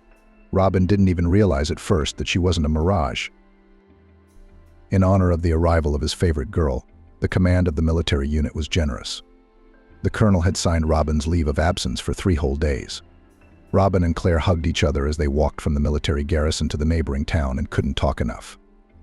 They both felt that they missed each other, that everything was back to normal, that they were so good together, that all their former disagreements were just a mistake. They didn't go to the hotel. They went for a walk around the city first. Claire was so proud of the fact that next to her was a more masculine and handsome man, that she looked at their reflection in all the store windows. In the cafe, they ordered a real Caucasian lamb kebab, warm flatbread with cheese, lots of seasonal herbs and vegetables. Should we drink it all with grape wine? And again, we chatted nonstop. We couldn't believe that we seemed to have wasted so much time we could have spent together. It was late afternoon when they got to the hotel. Robin wanted to book the room next door to Claire's, but she gave him such an expressive look that he hesitated, took her hand, and pushed open the door to a cozy studio with a kitchenette and a huge bed. They fiddled around for a long while longer, watching intermittently some comedy on TV, drinking tea with cookies and honey. The sweets were compliments of the hospitable establishment. Before going to bed, Robin looked questioningly at Claire once more without further ado. She nodded affirmatively and silently too. They spent the remaining 2 days of their stay in love with each other, exploring the local landmark, an ancient fortress with many elegant tower labyrinths, and sampling a lot of national dishes. A lot of time was spent in bed, not thinking about hot embraces. By the evening of the 3rd day, Robin's leave of absence was over. He went to the military unit, and Claire went to the airport. In her hand luggage, she found a first aid kit, which didn't want to tighten because of a packet of pills that kept falling out of it. Claire shoved it back and frustratedly and was stunned. It was the birth control pills her mother had given her before the trip. Impressed by the new places and meeting her boyfriend, Claire had never even remembered them. For a couple of weeks after the trip, the young woman still hoped that the dates with Robin did not end for two healthy people who forgot about the existence of contraception. The logical outcome, alas, was that she began to vomit so persistently. The reaction to the smells of food was so strong that here even to the antenatal clinic could not be rushed. Even the gestational age she'd calculated with an accuracy of plus or minus 2 days. And she told Robin the news at once, so he didn't have to beat around the bush. He replied that he was happy, that he would be home soon, and that they would get married right away. They were married when she was 4 months pregnant. It was decided that she would pass the winter session and immediately go on sabbatical. The birth of a baby was more important than any dream of a brilliant career as a flight attendant. And while they rented a small apartment in the regional center, Robin got a temporary job in a car service. The parents also helped the young family waiting for a child. Their son Cameron was born to them as a healthy little boy. While the inexperienced mom everything fell out of hand, the newlyweds moved in with her parents. Where is it seen that the mother did not help her daughter in such a difficult moment? For a whole year, it was all about Cameron. Robin would come home from his job, which he'd quickly found here, and take turns walking with his grandfather in the stroller. Anyone who's raised a baby with love knows how much care and trouble it is. Everyone tried to please Cameron in the sense that he would remain as healthy and strong as ever. Except that Robin was staying late at work more and more often, under plausible excuses. While everyone was out with his son and grandson, he was earning a penny. How did he explain that to Claire? Trouble comes to a house in different ways. When it sneaks in, when it sneaks out, when it sneaks in proudly. Claire's been making friends with a mom in the yard lately. They hit it off for 2 reasons. Their husbands worked together, and their sons were born only 19 days apart. So they had a lot of common interests. One evening, Claire kept glancing at her watch. She was outside waiting for work. Why not? The weather's so nice, it's summer, it's the second battle. Mommy was in no hurry to come home. We can talk about women's things, her new friend said as she looked at the dial. What are you doing, Claire? I'm impatient. Are you waiting for your husband so insistently? But something began to be delayed almost every day. The owner of that auto body shop is getting all worked up over these second shifts. Second shifts? The young woman asked in surprise. Mine has been home for 3 hours, and before my walk with my son went to the supermarket. There is a lock on the gate of the car service center, and the alarm button is blinking. No one's been there for a long time, everything's locked up. My husband says people are on vacation. There's a lot less customers. Claire couldn't believe her ears. The lock's just like a lock, she stuttered. I'm telling you, there's hardly any orders. My husband even sometimes comes home from lunch to take a bath. Can't get him outside with the stroller. Claire's eyes darkened, cat's mute in her soul, leaving sharp scratches of doubt. She quickly picked Cameron up from the sandbox and ran home without even saying goodbye. Her phone calls were not answered by Robin. The caller was out of range. Her mind was a swarm of suspicions and fears. Now she'd just wait for him to get home from work or wherever he was and set things straight. Robin didn't come home that night. I spent the night without sleep. Cameron was fidgeting in his crib. It was as if he could sense that Mommy was worried about something. Robin showed up around noon. Claire, we need to talk, the man announced in a strange, muffled voice. I was tired of lying and twisting. Why do you have to lie every day? Said Robin. I'm in love with another woman. I'm going to pack my things and go to her. Claire felt as if the ground had fallen out from under her feet. Who had said those words now? Her Robin, who had been trying to win her favor for so long. Yes, this is a dream. It couldn't be, because it could never be. Tired, she returned and asked meekly, You're in trouble at work. So you made it all up. Dinner will be ready soon. Let's eat, rest, calm down. Robin stared at his wife with undisguised surprise. Couldn't she hear him? What kind of lunch could there be if he said such things to her? After all, he didn't want to use harsh, cruel words to Claire. He drew air into his lungs and repeated dickishly, Claire, there will be no more lunches. I'm leaving you forever. Our marriage was a mistake. I realize that now. Once again, Claire felt like she was delusional. It was him, her beloved husband, her first man, the father of her son. She looked around helplessly for some moral support. Her legs shook, her eyes swam before her eyes. Was her world going to collapse so suddenly on nothing? What other beloved woman was Robin talking about? Tears sprang from her eyes. She made an effort and rushed to her love's defense for the third time. "Robin, what's the story?" "You're telling me a story? Look at me. It's me, you're Claire. And you're my bestie. Do you remember how heroic you were in getting us tickets to that famous play? And the first time you tried to kiss me in the driveway? And I kept resisting. She didn't know what facts from their shared past she could bring to his argument. He can't leave me. It's nothing. A mistake, temporary oblivion. Even if he does have a crush on someone, they'll get over it together, and he'll be back in the family." But Robin looked at her with empty, cold eyes. He pushed away her attempt to hug him. He moved determinedly into the hallway where their large family suitcase was stored on the mezzanine. Then suddenly he gritted his teeth angrily. "How to live I am bored with my dull, gray love, with the eternal nagging for correctness. I'm already sick of you. Not a drop of fire, fantasy, desire to somehow diversify our relationship. Just boring submissiveness spiced with sweet tenderness. What do you know about what a true lover should be? Claire." His last words struck her heart like a hot iron. What's happening right now is a nightmare. She was about to wake up and everything would be the same. Claire woke up to the sound of the bedroom door slamming shut, a shriek Cameron, and she rushed to her frightened son. She hugged his curly head, kissed his chubby cheeks, nuzzled her nose into his nose, which told her, in bitter bewilderment, that her family life had just come to an abrupt end. She didn't want to live, didn't want to think about anything. When Claire's parents returned from work that evening, they found the young woman in complete prostration. Cameron was quietly fiddling in his playpen, surrounded by a mountain of toys, and his mother lay silent, staring blankly at the ceiling. She had suddenly aged 10 years. It happens, but usually temporarily. There was such a stamp of distress on her face that her father and mother looked at her with horror. The daughter now looked like a living, unconcerned dead man. What could have happened while they were away from home? To their persistent questions she had so far refused to answer. Claire grieved over her family misfortune.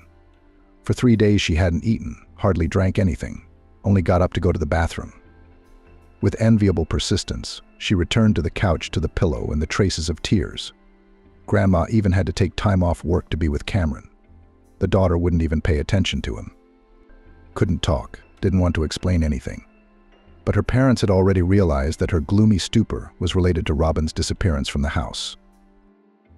They wanted to look for Robin at his parents' house, but Claire looked at them so much that they wouldn't budge. The young people themselves would figure out what the problem was between them. On the 4th day, Claire finally crawled out of her hiding place and started talking to her father and mother. "I'm filing for divorce. It's out of the question.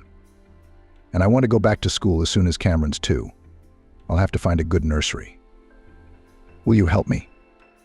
Of course they supported her, assured her they'd always be there for her.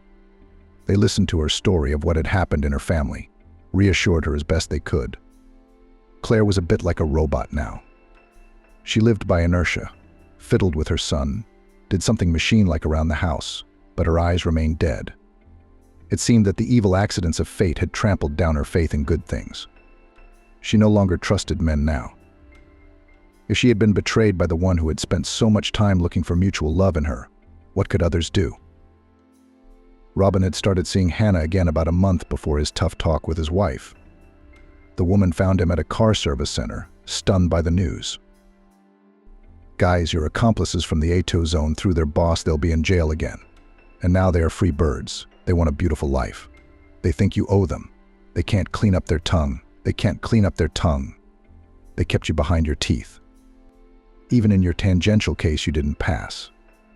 They want to go back to their old trade. But the odds will be different now. You're with them and the whole process from start to finish will participate in the car service business. I'm getting good at it. I got a couple of garages in mind. In them, you will decide the fate of each prey, what to dismantle into parts, where the number on the body rebid and resell." Robin's soul split in two at these words. On the one hand, he was glad to see Hannah again. Claire had been good, but so quiet and peaceful that his cheekbones were starting to droop with longing. He knew by heart how she'd behave with him, and he'd forgotten every time out of boredom. Like warm, like tender, but all childishly naive. No fire and passion, no surprises. Obedient and overzealous. He still remembered how Hannah had involved him in a new plot every time, where each of them had interesting roles to play. On the other hand, associating with former so-called co-workers was dangerous. It would be too high a price to pay for the pleasure of not counting money again. Hannah, meanwhile, was watching his reaction to this conversation and grinned to herself as soon as she saw the greedy glint of unconcealed desire in his eyes. Robin had slammed the hook. She was sure of it. But success couldn't be dismissed out of hand. She knew how to secure it in the safest way possible, so she went straight to the bank. "I've missed you, my sweet, yet daring boy. But you're not a boy anymore, Army family son. I followed your life closely from afar. I've always been interested in you. And now you're all grown up and handsome, and you make me want to be near you again. Or do you mind?" He didn't mind at all. Now it even seemed to him that he had been writing his book of life on a draft, and only now he would start again from scratch. They were in Hannah's apartment in half an hour. He was ready to be her slave again, to get any kind of money, to fulfill her whims, as long as she didn't let him go again. He didn't remember that he had to go home to his wife and son. He would stay with her now for good. But the woman cooled his ardor. "Kitten, I don't want that, and I'll give you time to think about it, even if I turn out to be the last bitch. The remnants of humanity are still alive in me.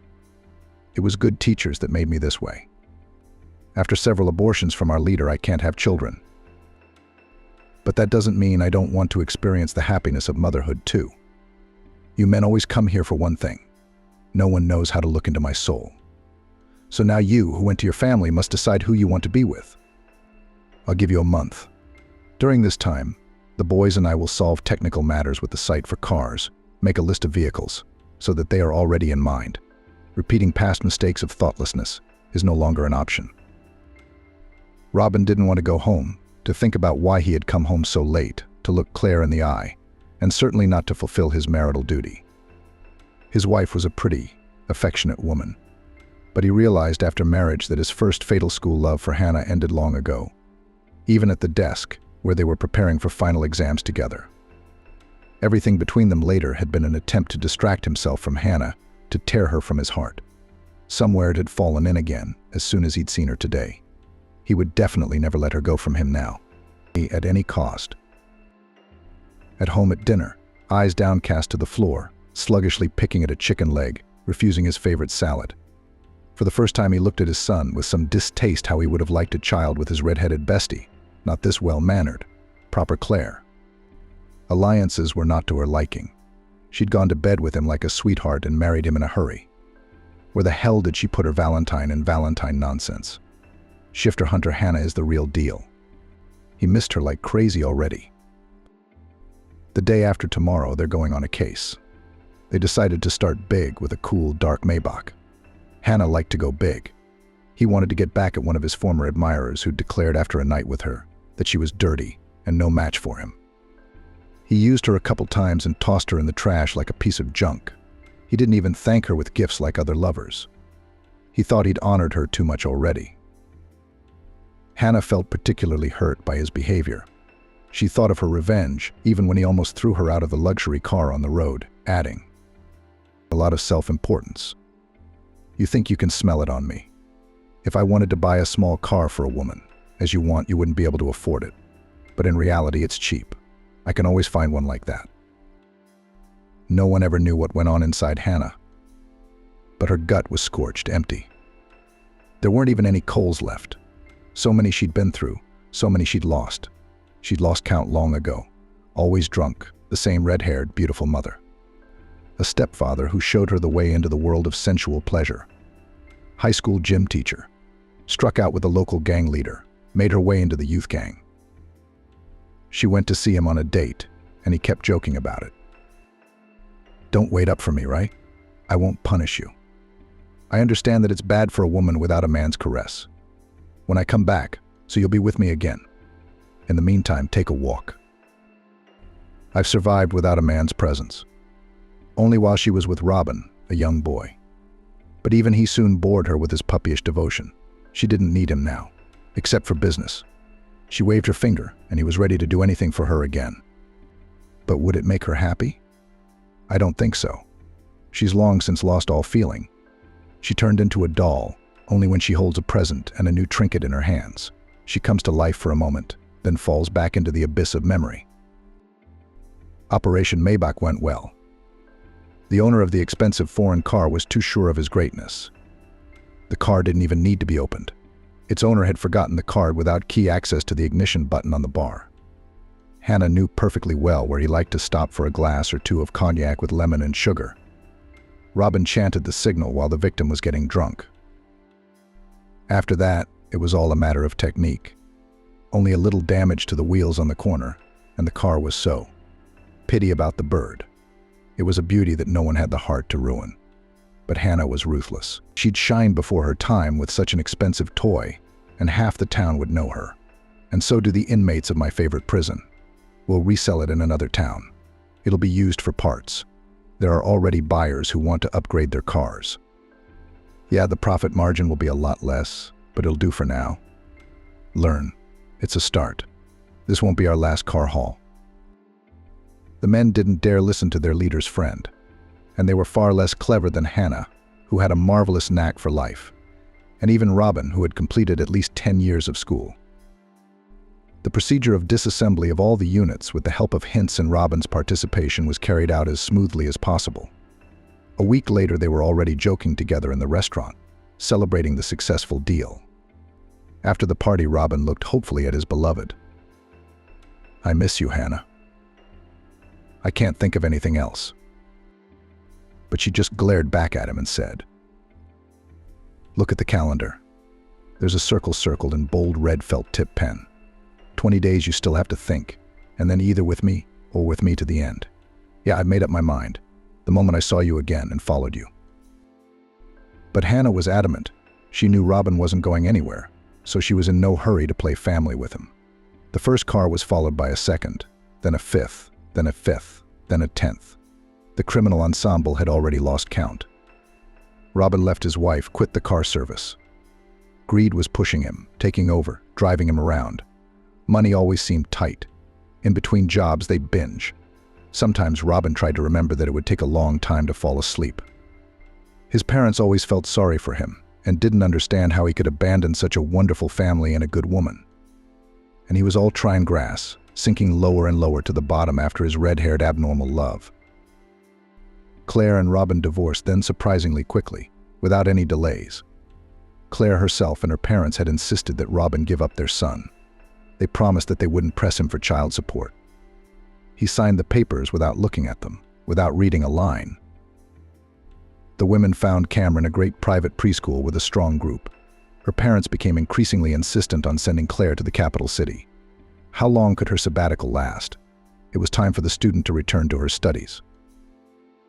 For the remaining years, she tossed between the institute and her son. Cameron grew up fast, a bright little chatterbox. Claire called him my sweet parrot. She met her ex-husband by chance only once. He was all wrinkled and unattractive, hungover by all accounts. Where had his former statuesque good looks gone? He looked much older than his 23 years. You'd never tell from their looks that they'd once been in the same class. Claire, on the other hand, had blossomed and looked beautiful. In their final year, they had an internship and she lived alone in the dormitory. She wore a stewardess uniform, the beauty of which was added by her eyes burning with excitement. She did not give up her dream to master the Asian direction in air communication. She went to her cherished goal so purposefully that the teachers only marveled at how deeply she could master quite complex foreign languages and scripts. They decided to encourage the successful student. After defending her diploma, she was sent to a transportation company that carries out air transportation of passengers to China. The minimum program in the profession was closed on excellent. All significant routes of airliners flying to Asia, of course, did not start in the regional town where Claire studied the future profession. The destination in her allocation was the large city of Seattle, the main city in their region. At the family council, it was decided that little Cameron would stay with his grandparents in the stewardess's hometown, while she would settle in Seattle, get a little on her feet at work and at home. The airline welcomed the new employee with a modern design, gleaming metal and glass, and a buzz of lively voices. Claire had an interview with the head of department and an introduction to the corporate rules. A knock on the door was answered by what appeared to Claire to be a soft voice with a slight accent. "Come in, freely." A man of medium height and Asian appearance came out from behind the desk to meet Claire. Slanted, intelligent eyes looked inquisitive, but his appearance was not formidable. Rather, it was more disposing. He held out his hand to her. "My name is Bill. I don't need a middle name, because it's too hard for me to pronounce. According to your credentials, you're at my disposal as a stewardess on flights to Beijing. Come on. I'll introduce you to the girls who are here in the office now." Claire watched him move. He had the strength of a warrior and the grace of a panther at the same time. She thought to herself, Asian men are seriously different from our Americans. Bill turned around with a slight smile, as if anticipating her further questions. "I prefer to tell you about myself. I have been living in America for a long time, practically since I was born. My father is American, my mother is Chinese. Does it surprise you that I call America my country? I really do. Seattle was the city where I grew up, got my education, made my career." Claire was very surprised that her first boss had ever talked to her about himself, but he immediately explained his behavior. "I am a follower of Confucius's philosophy.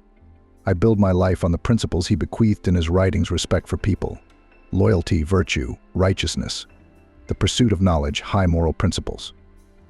If you are willing to accept these tenets of his, we can work together." Oh my God, Claire thought. Confucius is all I need right now. How lucky I am to have strange men. One next to me didn't want to obey any moral laws. The other has made morality a virtue. Now I'll have to adapt to these intricate philosophical corporate rules. In the stewardess's lounge, Claire was again confronted with the philosophy of Confucius. A beautiful, she'd even say classy, poster hung across the wall that read, "Pick a job you like and you'll never have to work a day in your life." I'd have to agree with that, Claire decided to herself, and began to get to know her co-workers. And then the flights came running, the airliners flew. 8 on the road, a break and back again. Claire soon had everything mixed up, where it was night, where it was day, where it was Monday, where it was Friday. Occasionally she'd break out to her parents' house, where a grown Cameron missed her more and more.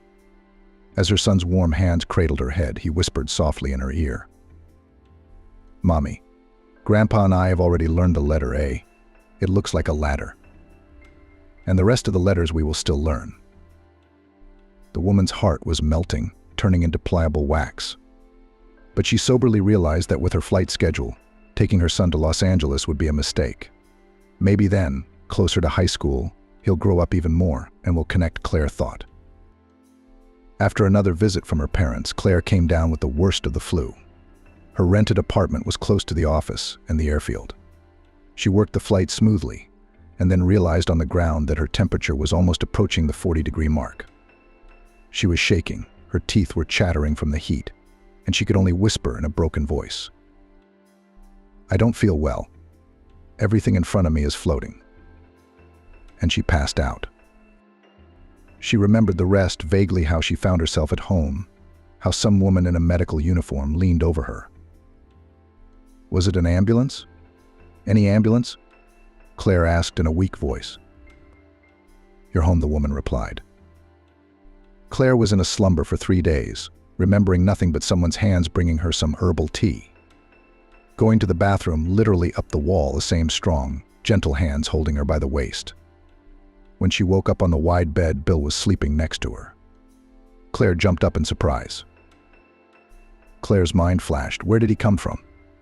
Was he really the one who's been taking care of me all this time? I don't remember a thing. At that instant, after a slight rustle, her superior opened his eyes, put his finger warningly to his lips, and said quietly, "Don't ask anything. I found the keys to your apartment in your purse. After you had been given first aid in the cause of your fainting, I took the liberty of escorting you home. You were barely conscious." My wife gaily continued. "She was gone for good when I couldn't get her out of an equally bad flu. Burned out from the high fever. Her heart couldn't take the strain. She had just recently given birth to our daughter then and was still breastfeeding her. I couldn't. There was nothing I could do. Now our daughter is growing up half-orphaned. I've looked at your file, Claire. You have a son, Cameron. He can't be like my little girl. Lie down. The doctor was here this morning. He told me the crisis was over. Claire later learned that Bill had taken a family leave from work. His daughter was now at a children's sanatorium with her daycare center, and no one was waiting for him at home. They had befriended a boss who didn't care if there was gossip at work, what management had to say, or how subordinates would react. Bill explained to Claire in no uncertain terms. You look like Gail. My heart goes out to you. I can't help it. It doesn't do you any favors. When you meet the man you love, I'll disappear. Until then, just let me be there for you. A thought flashed through Claire's mind, a kind of déjà vu. Misalliance again, as she called the relationship between somewhat different people. The higher powers want a man of a different culture, faith, religion, a fan of Confucius ideas with strange, by her standards, views on life to be around. Is it her destiny to be liked by men from other worlds?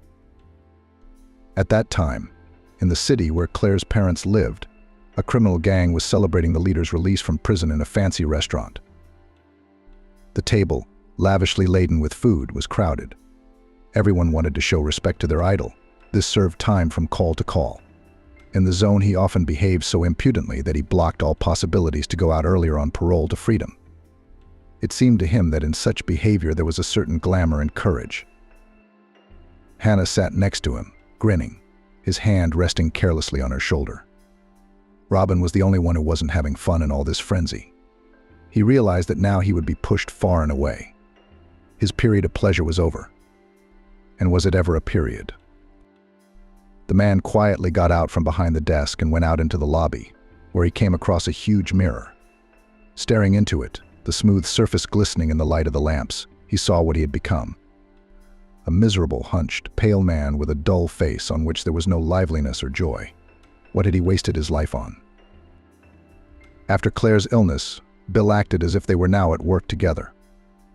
Everyone took this news for granted. The staff was not envious or nosy.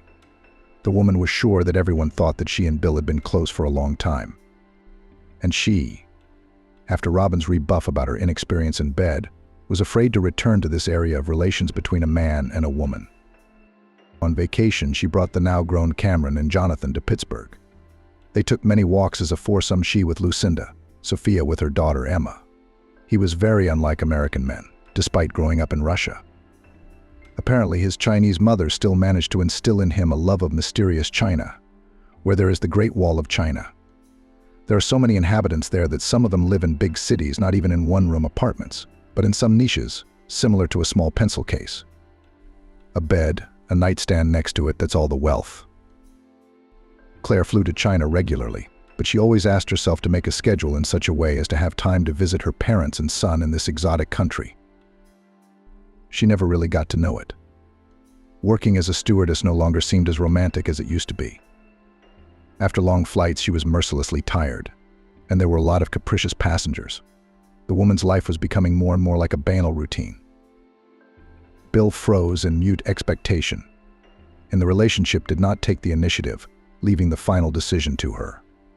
He touched her hands casually. He'd give her his when she got out of the car. And as time went on, she wondered, was he really insensitive?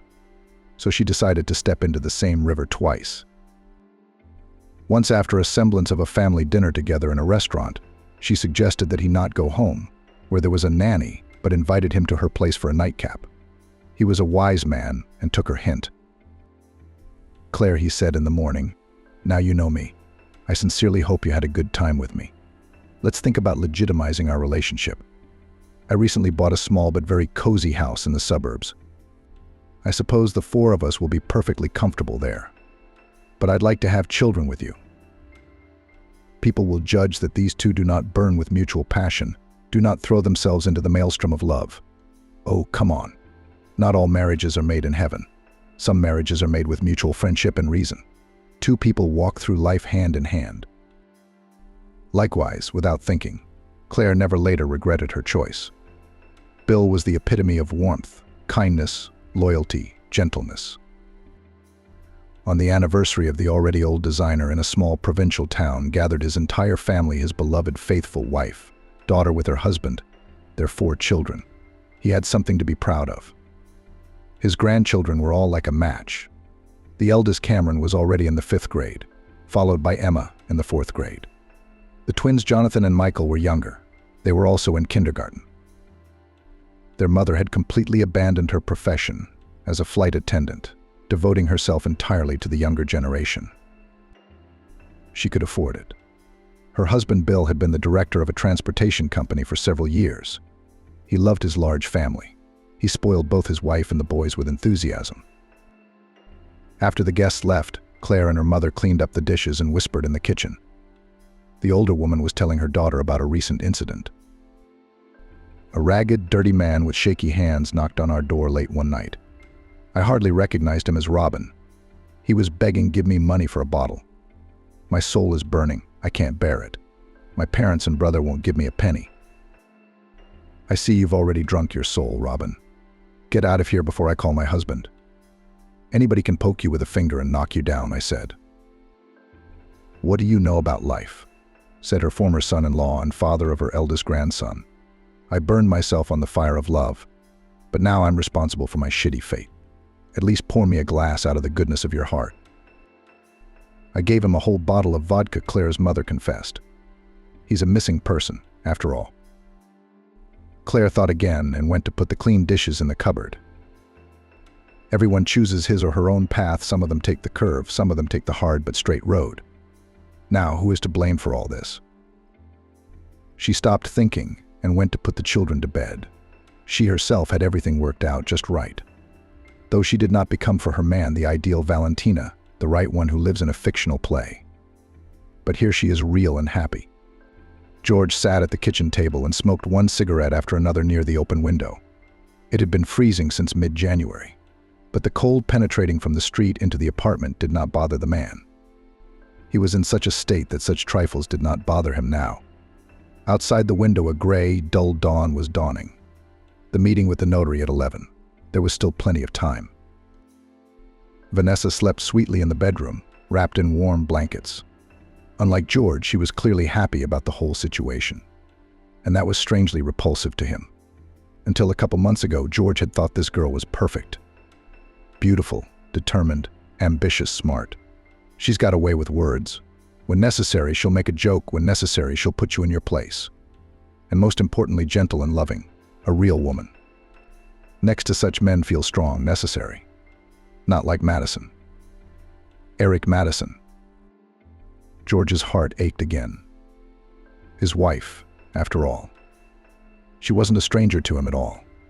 Despite Vanessa's presence, despite everything that had been going on lately. Madison. Charlotte. Queen Madison. They met while they were still students. The girl was a finance and economics major. George was a law student. No, the guy never particularly dreamed of becoming a lawyer. Since childhood, he read a lot. He especially liked stories about relationships. Love, passion, hate, fear. It was interesting to unravel the intentions of the characters, to speculate about why they acted in this or that way. No wonder that his essays on literature were the most profound and interesting. The teacher even read out some fragments in front of the class. George also drew a lot. His desk drawer was full of sketchbooks, sketches, all kinds of drawings. Fantastic creatures, courageous warriors, just unusual ornaments. Drawing was soothing, calming, and time-consuming. George himself did not understand how it happened. He sat down at the table to do algebra. He distracted himself for a minute to finish drawing another character, and that was it. He fell out of reality. He came to his senses, and only then realized with surprise that he had spent several hours drawing. George was clearly a creative person, but his parents were not happy about it. Mother and father, it seems, agreed only in one thing. Both believed that the son needs a serious profession. Did they agree on anything? And, well, the father had some connections. And so George ended up at a prestigious law school. True, he wasn't the least bit interested in his studies. But what can you do? Parents said that you must study, otherwise you will not achieve anything in life. And George was used to believe his parents and obey them. But at university, he met Madison. George noticed her during his freshman year. She was interesting looking. Not beautiful? No. But there was something aristocratic about her.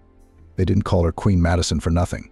Snow-white skin, beautiful intelligent eyes of the darkest shade, shiny black hair, always smoothly styled, clear cheekbones, a nose with a slight hump and a confident line of lips, and most importantly, regal posture and sharp, but still surprisingly graceful movements. Even later, George learned that Madison as a child attended a ballet studio, which hated with all his soul. Parents insisted, say, the girl must move beautifully. And Madison worked her ass off in ballet shoes all the time she was supposed to. George really understood her. His parents also knew what was best for him. Madison was always busy. She didn't just look like a businesswoman. She was one, participating in some contests and conferences, working part-time for the university. George didn't know how he had gotten so much information about this girl. She didn't notice him at all, didn't even know about the existence of such a modest, quiet guy. And George, no, he wasn't in love with her. He was attracted to a completely different type of girl, but for some reason he wouldn't let Madison out of his sight. George was in his 4th year of college. It was summer weather. The middle of May, the time of credits, the time to get admission to the session. The boy went out for a walk to the ice cream stand. Since morning he had been reading a thick notebook with notes, preparing for tomorrow's test. He decided to take a break. He was about to round the corner of the neighboring house when he heard behind him a loud growl from somewhere far away and a startled exhalation. That sound was what made George turn around. He hadn't expected to see this at all. Madison. Before, the guy had only seen her within the walls of the university. George knew that the girl lived somewhere in the center, renting an apartment, since she herself was not local. From somewhere either from a village or from a regional town. And here she was, right next to George's house. It's strange, but there was no way to ponder it for long. 2 large dogs approached Madison. There had been a lot of stray dogs around here lately. There was a construction site nearby, so the animals lived somewhere behind the fence. The builders kind of fed them at first, but then construction stopped. Temporarily or permanently. George didn't know. And now hungry packs were roaming the neighborhood. There were attacks on people. Just now, 2 dogs were attacking Madison. The girl saw the look in the boy's eyes. And there was so much hope in her eyes that George, always a little cowardly and indecisive, just couldn't do otherwise. He grabbed a large boulder off the ground and headed straight for the dogs. He thought that if the dogs came at him, at least one of them would be able to hit him over the head with the rock. Maybe even stun the beast for a while. But then what would he do? There's still the other dog. There was no time to think about that. Just like that, George had become a hero. The boy approached Madison and asked, trying to keep his voice firm, not shaking. "Are you okay? They didn't do anything to you?" No, she shook her head, looking at her savior gratefully. "Thank you very much. I was confused." The girl was transforming from a confused and frightened, fragile victim into herself, into Queen Madison.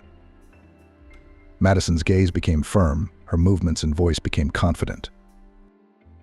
"Yeah, we've got some hungry dogs running around because of the frozen construction site, attacking a lot of people," the girl sighed.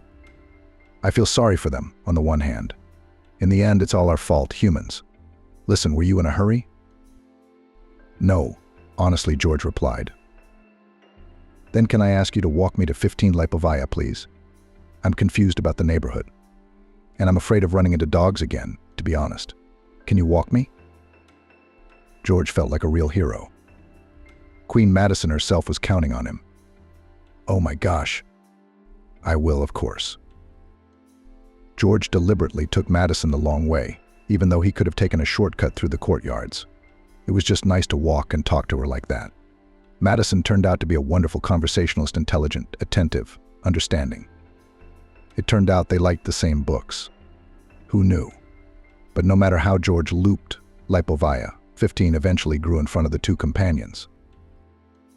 "Well, here we are. Thank you again. I'm with the same group. We're studying together for a test." "All right," Madison said. "I'm at Orakov State University. Finance and economics?" I know, George smiled, pleased with the effect. Madison was surprised. "How do you know?" "I go to law school there too." I've just seen you around, that's all. By the way, I have a midterm tomorrow, too. Wow, what a small world. It's not a small world, it's our Orakovskaya. Madison smiled charmingly and disappeared down the driveway. That day, George couldn't think of anything but Madison's deep, dark eyes.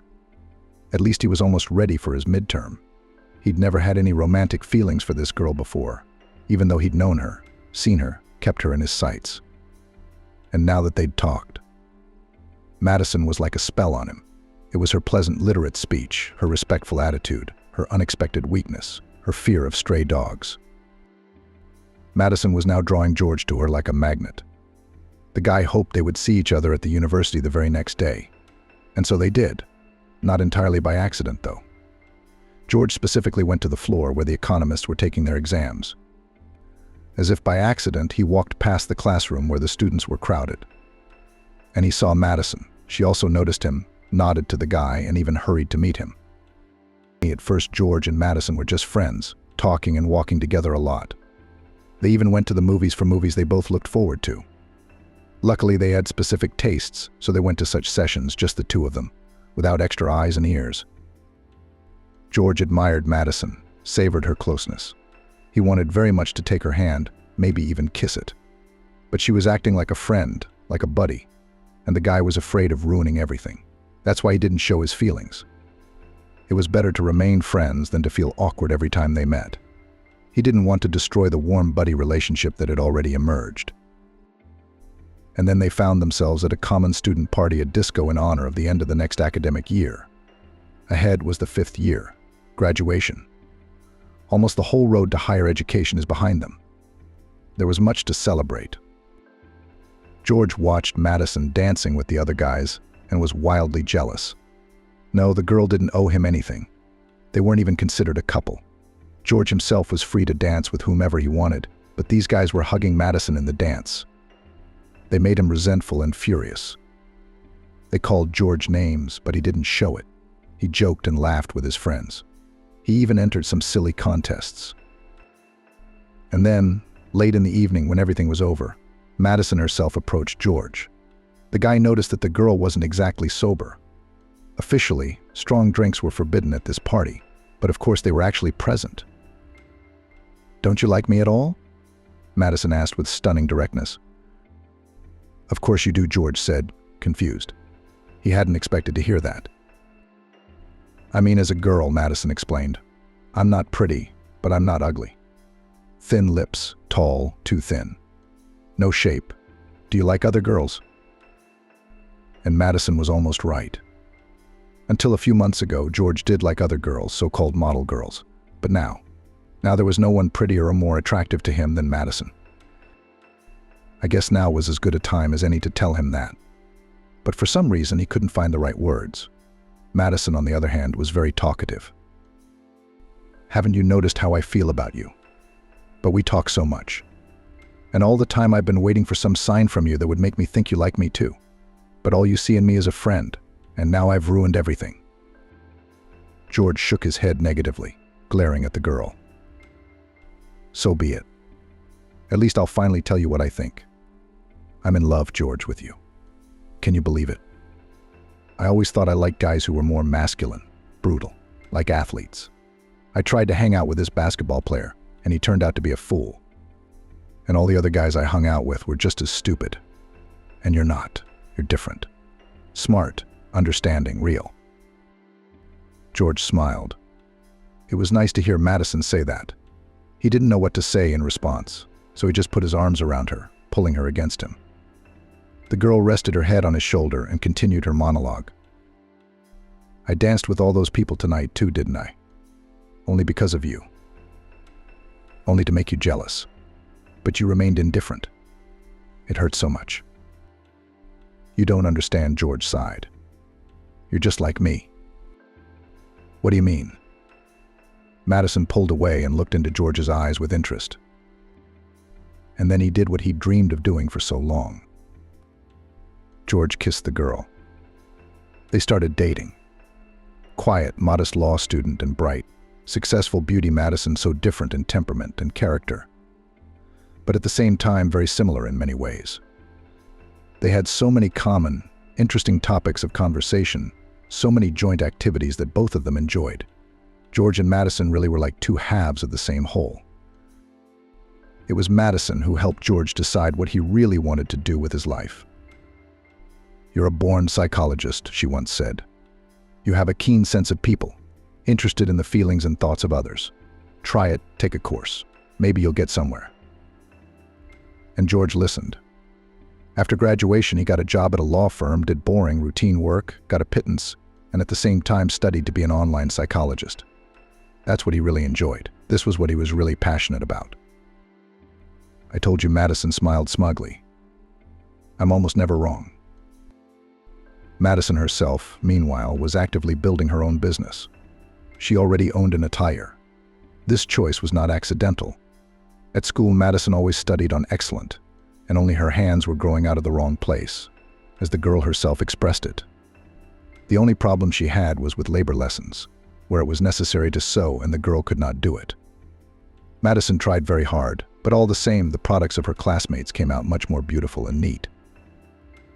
"Oh, I'm so bad with my hands." The technology teacher sighed over her students' creations. "No, it's not your thing. And how will you live, such an inept?"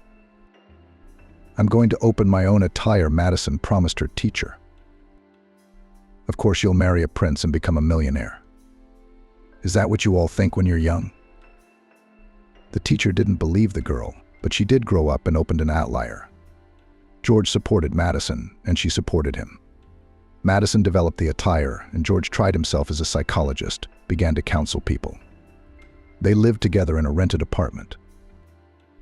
They didn't talk about marriage, but it was implied in the future, as if by itself. And then, Madison's business trip abroad came out of the blue. She had an opportunity to study at a prestigious business school. But it meant a long separation.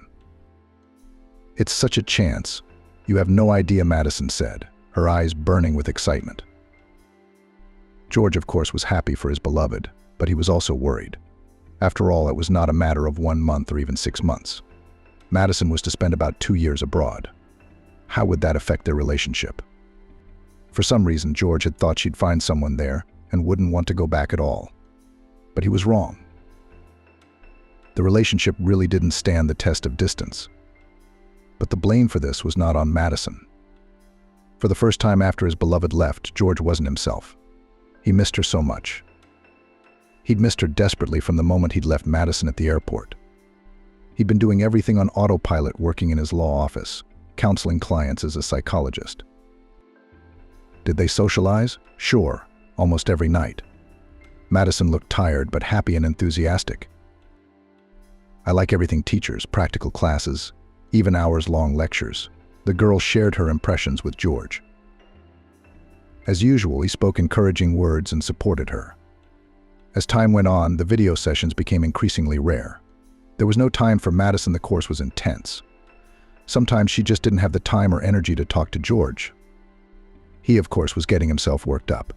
It seemed to him that Madison had someone else. Their conversations were too superficial, infrequent, and short. Being a psychologist, George realized that it was his complexes. His distrust of Madison and fear of losing her all stemmed from insecurity. It seemed to George that there are plenty of young men around who are both prettier and more successful than he is. Of course, Madison compares and may be thinking about starting a relationship with someone else, someone more deserving. When Madison was around, he saw her eyes full of tenderness and acceptance, felt her warmth and sympathy. But now she was far away, and George began to think that Madison didn't love him at all, that she was worthy of more, that he wasn't up to her level. Madison is a successful beauty who has already started her own business.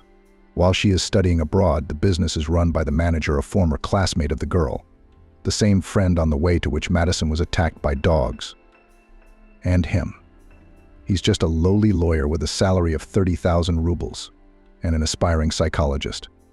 It remains to be seen if he'll succeed in either of those fields. At this very moment in the life of George appeared Charlotte, a girl who recently broke up with a young man and now felt broken and depressed.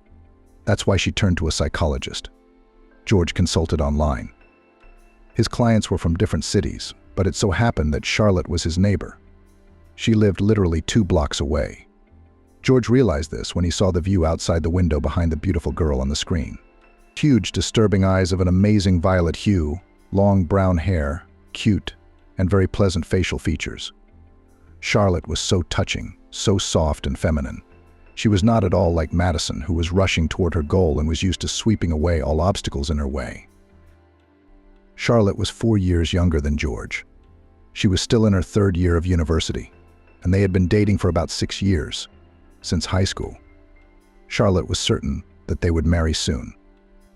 Except that the young man suddenly informed her that he was tired of their relationship. He's stuffy, bored, just bored. The guy wanted to make up for lost time to meet with different girls, to go out with friends nights away. It turns out that he felt deprived of all this because he had been dating Charlotte since 9th grade. For the girl, it was a blow. She worried, held on, looked for faults in herself that weren't there, and blamed herself. Eventually, someone advised the girl to consult a psychologist. Consultations with specialists were not cheap. They were beyond the student's means. But George, he was, after all, a novice psychologist, so his tariff quite satisfied Charlotte. That's how they met. George knew it was unprofessional, but he couldn't help himself. The pretty girl somehow immediately captivated his heart. He felt more confident and stronger around her than he did with Madison. She had long been the unspoken leader of their couple in all matters. Besides, she probably didn't have George to worry about right now, and he was tired of feeling not even 2nd, but 5th or 6th place. Charlotte needed him so much. She listened to him so attentively, and she actually felt better talking to him. All in all, it wasn't hard to get the young beauty to like him. Soon George and Charlotte moved their meetings offline. Their conversations resembled not the communication of a psychologist and a client, but a friendly chat. Then friendship naturally grew into something more, and they both needed it to feel needed, loved, exceptional. Soon Charlotte moved in with George. He didn't want to live a lie, so he told Madison everything honestly. It seemed to George that pain flashed in her eyes. Madison's lips trembled. Red blotches appeared on her cheeks, but she quickly pulled herself together, as she always did. "Well," Madison said, shaking her head, "this is unexpected news. Well, if that's your decision, I won't make a scene. We're both grown up and independent. Good luck with your new relationship." And Madison was off. And just like that, it was easy. No hard feelings, no accusations, no trying to find out the details. George sighed. It only confirmed his opinion that Madison had cooled off on him. Suddenly, that thought hurt. Still, Madison was someone special to George. Even after the breakup, he continued to think about her, even though he was fine with Charlotte. Charlotte seemed soft, malleable, pliable as warm wax. She had grown up in a small country town. Her family still lived there, so she had a somewhat patriarchal, traditional upbringing, and that was the beauty of it. Although as a psychologist, George realized that many of Charlotte's attitudes needed work. Charlotte was studying to be an economist. She'd lived in a dormitory before moving in with George. Her parents were not wealthy, so Charlotte could only rely on herself. She tried to study hard as she wanted to get an education, to get back on her feet. Studying before she met George was her first priority. But she fell in love, lost her head with a young psychologist, and therefore pushed everything to the second-plan friends, lectures, exams, part-time work. Everything. George was flattered by this, of course. In turn, he tried to do something for Charlotte, worked more to buy her gifts, take the girl to restaurants and cafes, took on some of the household chores, which pleasantly surprised not accustomed to such behavior of men young lady. George bathed in love and admiration, enjoyed care and warmth. He had never felt so loved. Charlotte practically put him on a pedestal. Sometimes George was troubled by jealous thoughts. I wonder if she behaved the same way with her ex. Somehow it seemed she had. Caring and helpfulness were inherent in this girl's personality. Still, George thought about Madison. Such an interesting communication on equal terms he and Charlotte did not get. The girl often did not understand his jokes and almost never knew those authors or those movies that George told her about. And the man at such moments caught himself thinking that he still lacked Madison her wit, insight, directness. And then one day Charlotte told George that she was expecting a child, a very unexpected and untimely piece of news. Charlotte is still a student. George doesn't earn enough to support his family. He's just developing. He plans to study, gain new experience and knowledge. But if there is a baby, the development can be put on the cross. After all, training does not imply large earnings, and the family needs to be fed. George very cautiously suggested to Charlotte to make an abortion. It seemed to him that this was the best solution to all problems. The girl first took offense at him. First she yelled at George, which she had never done before. Then she cried. It was hard for George to look at her like that. He felt sorry for young Charlotte, who of course was also shocked by the news of her pregnancy. But George said, "Hey, don't cry. Do you hear me? Everything's going to be all right. We're going to be fine. You're not going to leave me, and you're not going to leave us now." No, of course not. George pulled her even tighter against him. It's a good thing she couldn't see the look on his face. Confused, upset. He didn't want this baby. He didn't want it at all. No, George saw himself as a father in the future, maybe even a father of many children. But now, it was too soon to start a family. George was living in a rented apartment, working at an unloved and low-paid job, and he was just starting out as a psychologist. And Charlotte, she was beautiful, tender, caring. But George did not think of tying his life with her.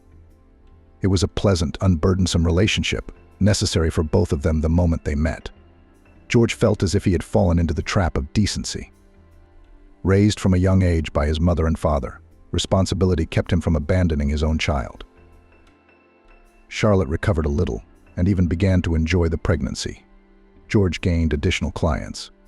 Now he was working from dawn to dusk. He had to get the cushion ready for the baby's birth. Charlotte and George applied to the registry office.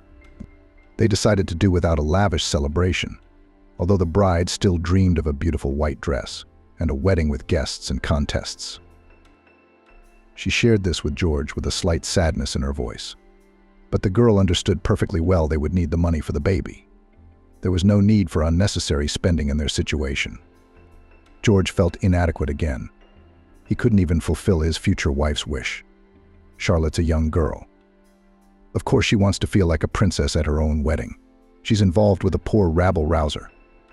So she has to shrink and endure hardship from the start. Charlotte was very afraid to break the news of her pregnancy to her parents. You see, my parents were so happy that I got in. I am the first in the family with a higher education. I have so many hopes for me, and now I'll have to drop out. Why? Can I take a sabbatical during childbirth and then you study? No, I have a family now. I know what it's like, all the time it takes. I don't want to be a wife or a mom.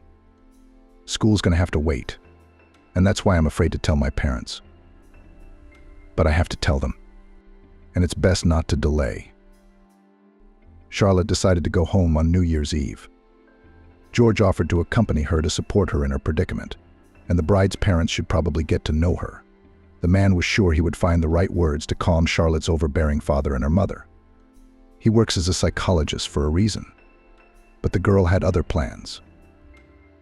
No, I'd rather go to them myself the first time. No, you don't know my dad? He's a man who's in a hurry. He can say some nasty things to you. He can get a little handsy. George was relieved that it was up to him to offer. Charlotte said no. Well, she knows what's right. Let her really talk to her own people, prepare the ground. Charlotte left and disappeared. She didn't answer her phone. Must have been a bad connection in her small hometown. All she'd managed to do was call from the train station to say she'd arrived. And that was it. George wasn't worried. Why would Charlotte suddenly come home to her family after all? Maybe her parents wouldn't be thrilled that their student daughter would soon make them happy with grandchildren. But they won't beat her up. Grumble, and accept the situation. Especially since the father of the child does not refuse Charlotte and the baby. They're getting married soon. George was enjoying being alone. Turns out he was a little tired of Charlotte. At one point in his life, she was his salvation. Pulled him out of his troubled thoughts, surrounded him with warmth, inspired him. But now her care and helpfulness irritated him. As did the intrusive attention, the almost nocturnal gaze, and a lot of other things. When Charlotte did not arrive on the agreed day, George did worry. The girl was starting lectures, preparing for the session. She could not miss all this without a good reason. The girl's phone was still stubbornly silent. So George went to the university where Charlotte was studying, tracked down her group, talked to a few people. They didn't know what had happened. When George had given up hope, a girl caught up with him in the hallway. Funny-looking redhead, pigtails sticking out in all directions. Looking for July. You must be George, he nodded slowly. Helen, her friend. We're from the same town. She asked me to look you up. And here you are. That's lucky. What about Charlotte? Why hasn't she come back, do you know? Oh, it's a story, it's a nightmare. Charlotte's parents are, very strict. She's their pride. The smartest, most promising kid in the family. They were so excited about their daughter getting in. They bragged to everyone in town, thought she'd become a successful economist. And then you came along and ruined all their plans. Charlotte's father was furious when he heard about his daughter's plans. Pregnancy out of wedlock, more like a wedding. Charlotte was going to drop out of school. She was going to be a good wife, an ideal mother, a housewife, instead of conquering career heights. In general, the strict parent decided no wedding and similar tricks early, and personally escorted his daughter to the clinic, where the head doctor was his former classmate. Even before New Year's Eve, the girl had an operation solved, according to her parents, all the problems, so that the child was no longer. George collapsed upon hearing this.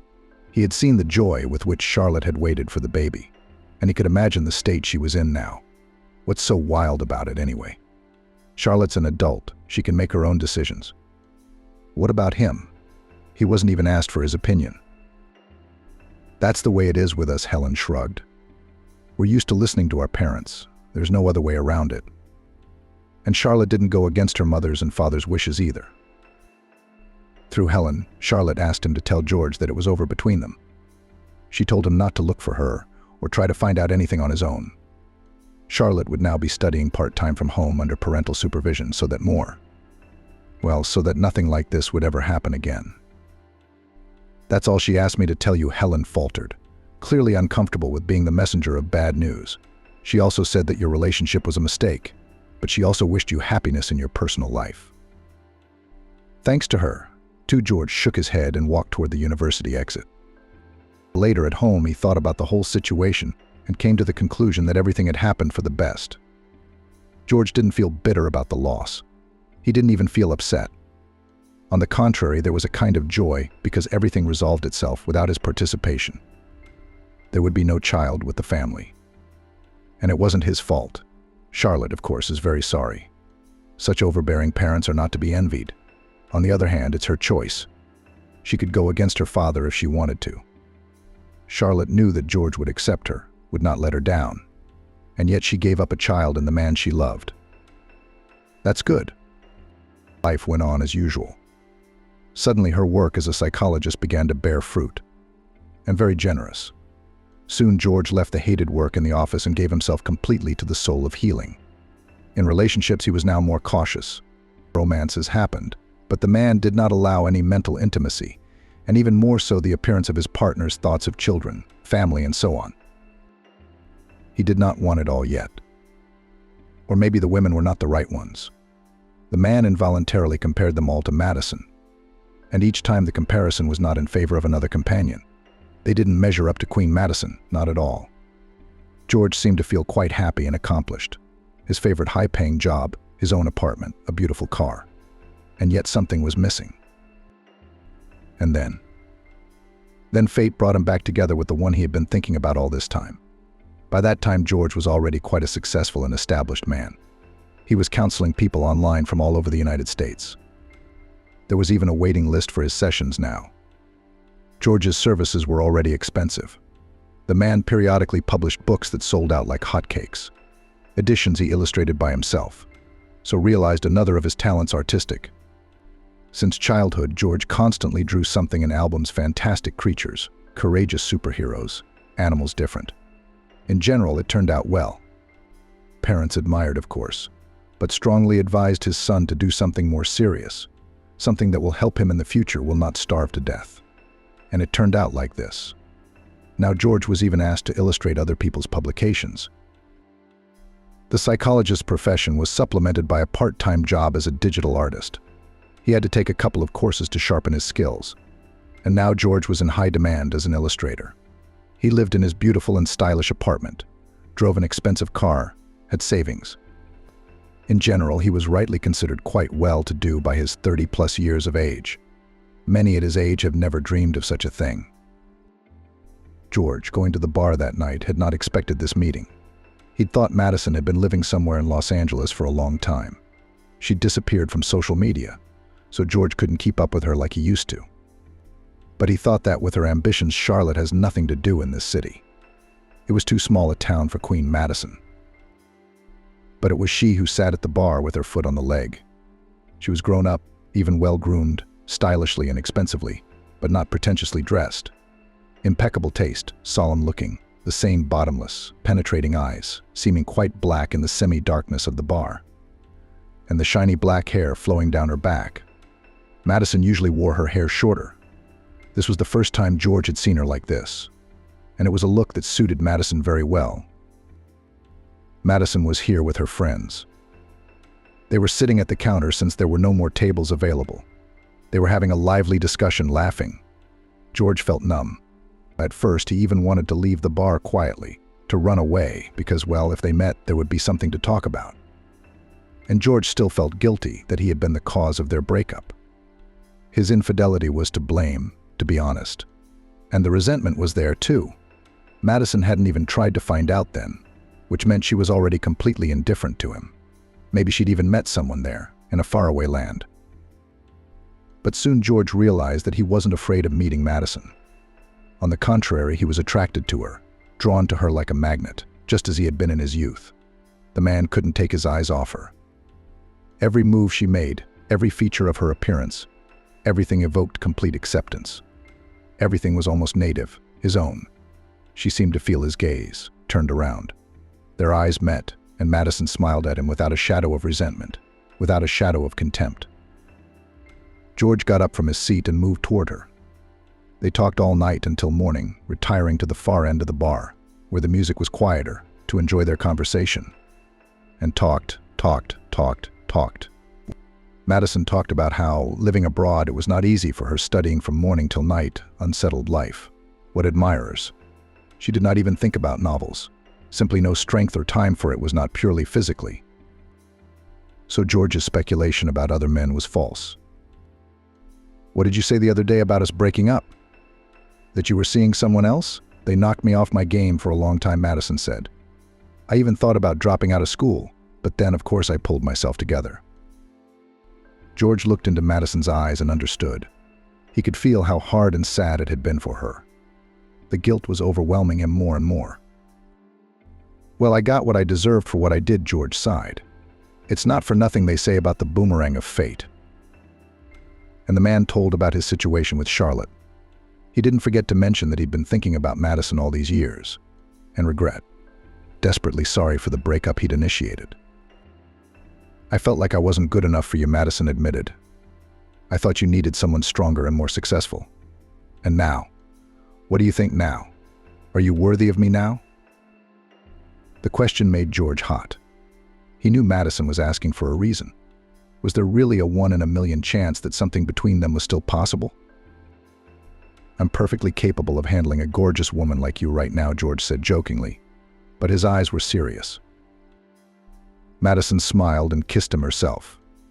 That's how they ended up together again. Madison and George had both already reached certain career heights. George was a sought-after psychologist, and Madison ran a chain of attires. Incidentally, the same labor teacher who had once looked down on her was now working for Madison. The owner of the network did not tell the new employee why she chose this particular area of business. But this turn of fate pleased her. The gestalt had finally come to a complete close. George and Madison decided to buy a house. They chose a cottage in a well-appointed village not far from the city. It seemed to both of them that such a place would be better for raising children. Children both George and Madison already felt quite ready for parenthood. The age is quite solid, the material base is created. What's the point of procrastination? To plan heirs began even at the stage of preparation for the wedding. Both went through doctors. George turned out to be perfectly healthy. Madison, on the other hand, had some problems. "I wish you'd been a mother sooner," the doctor shook his head. 5 or 6 years ago, everything would have been much easier. But your problems have progressed over the years. There's not much chance now." Madison was upset, of course, but as always, she quickly pulled herself together. She was used to the challenge, used to the struggle. And she thought she'd win this time, too. She always had. George was there for Madison in every way. He accompanied her to her medical appointments. He worked with her to find information about her condition and get her to see the best doctors. As the years went by, the desired pregnancy never came. Strong, unyielding Madison sometimes cried from helplessness. She wanted a baby so badly. So did George. He was ready to give up heirs, if only his wife was happy. George was frightened by Madison's confusion. It wasn't like her. In his world, this couldn't happen. Madison is strong, after all. She never cries, she always knows what to do. And all of a sudden, George tried his best to comfort his wife. When the doctors came to an unequivocal verdict that pregnancy was basically impossible unless a miracle happened, they had a serious conversation. "Madison, this has got to stop. Madison, stop torturing yourself. All these attempts are bad for your health and your morale. Stop torturing yourself.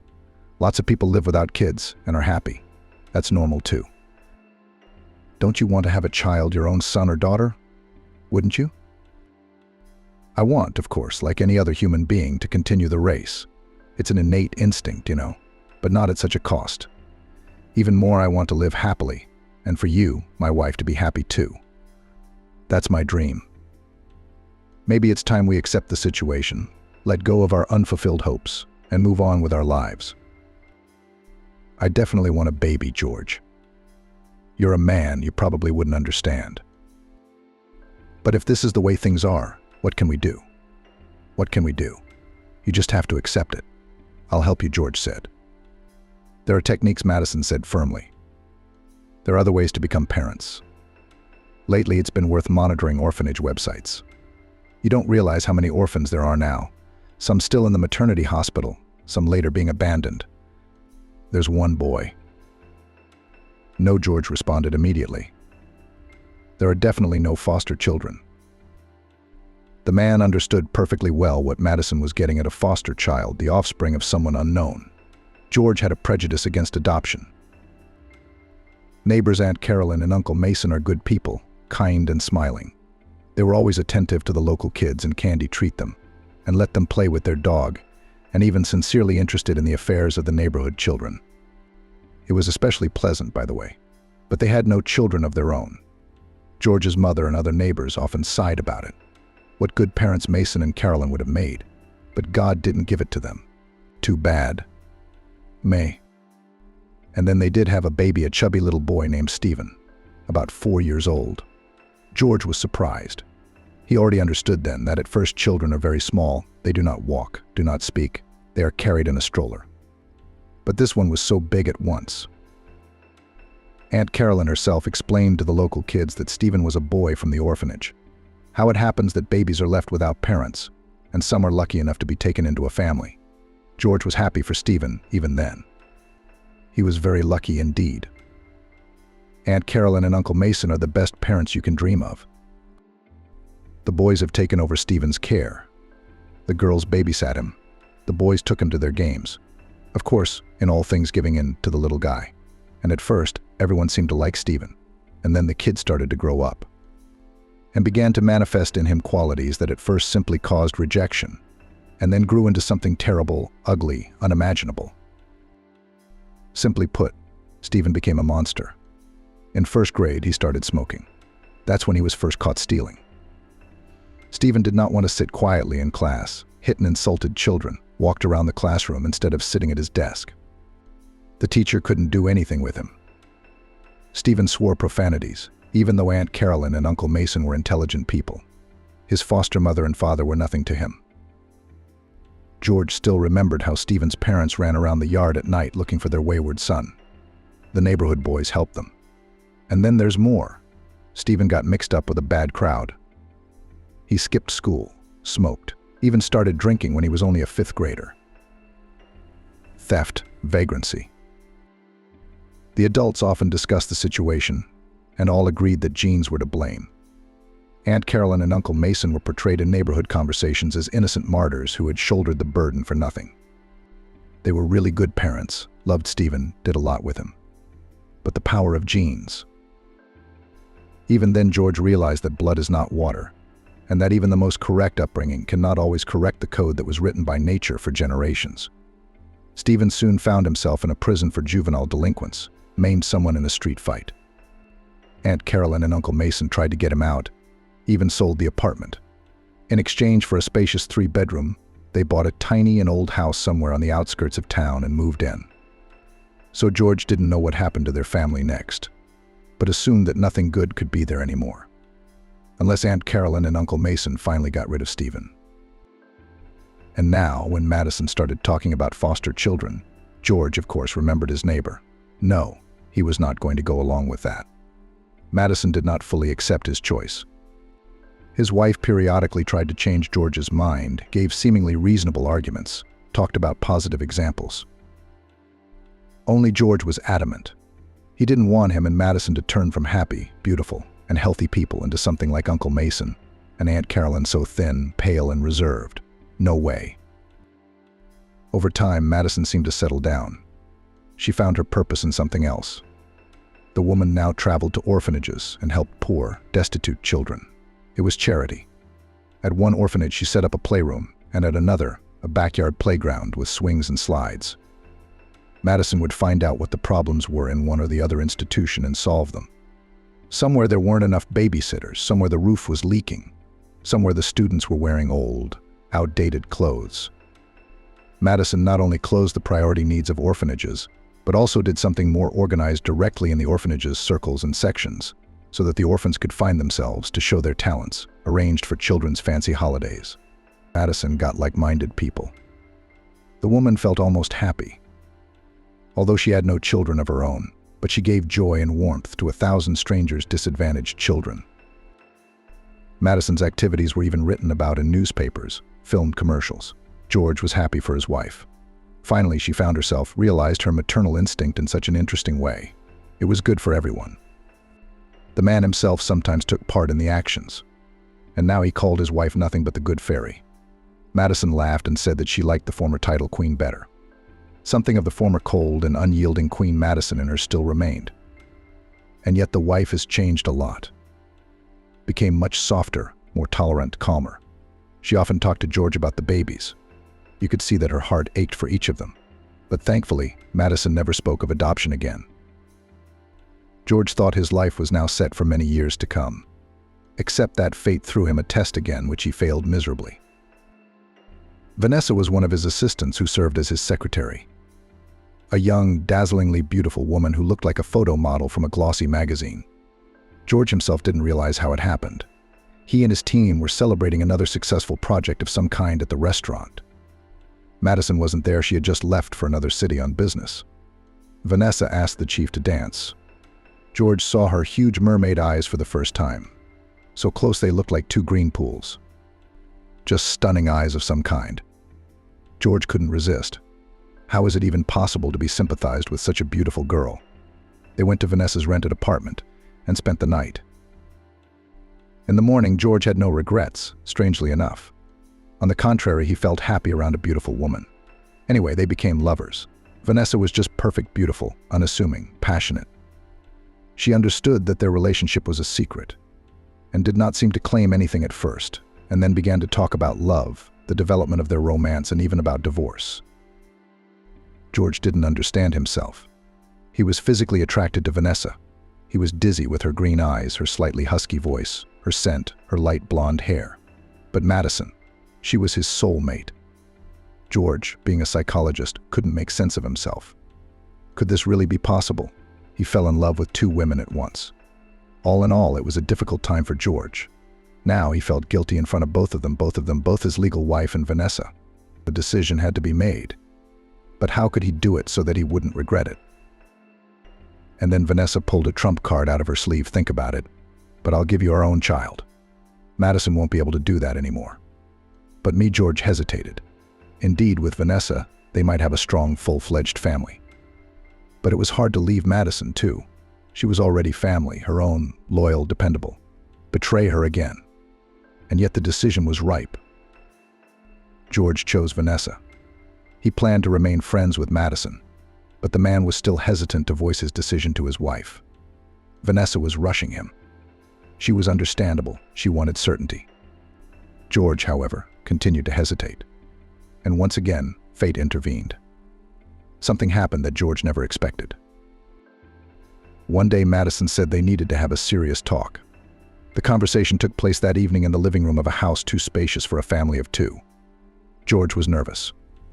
He felt like Madison had found out everything about him and Vanessa and was about to start asking him uncomfortable questions head-on. On the one hand, that would be better, at least it would finally be resolved. On the other hand, she wanted to present the situation to Madison in a different way. "I have some bad news for you," Madison began. George tensed. Here it comes.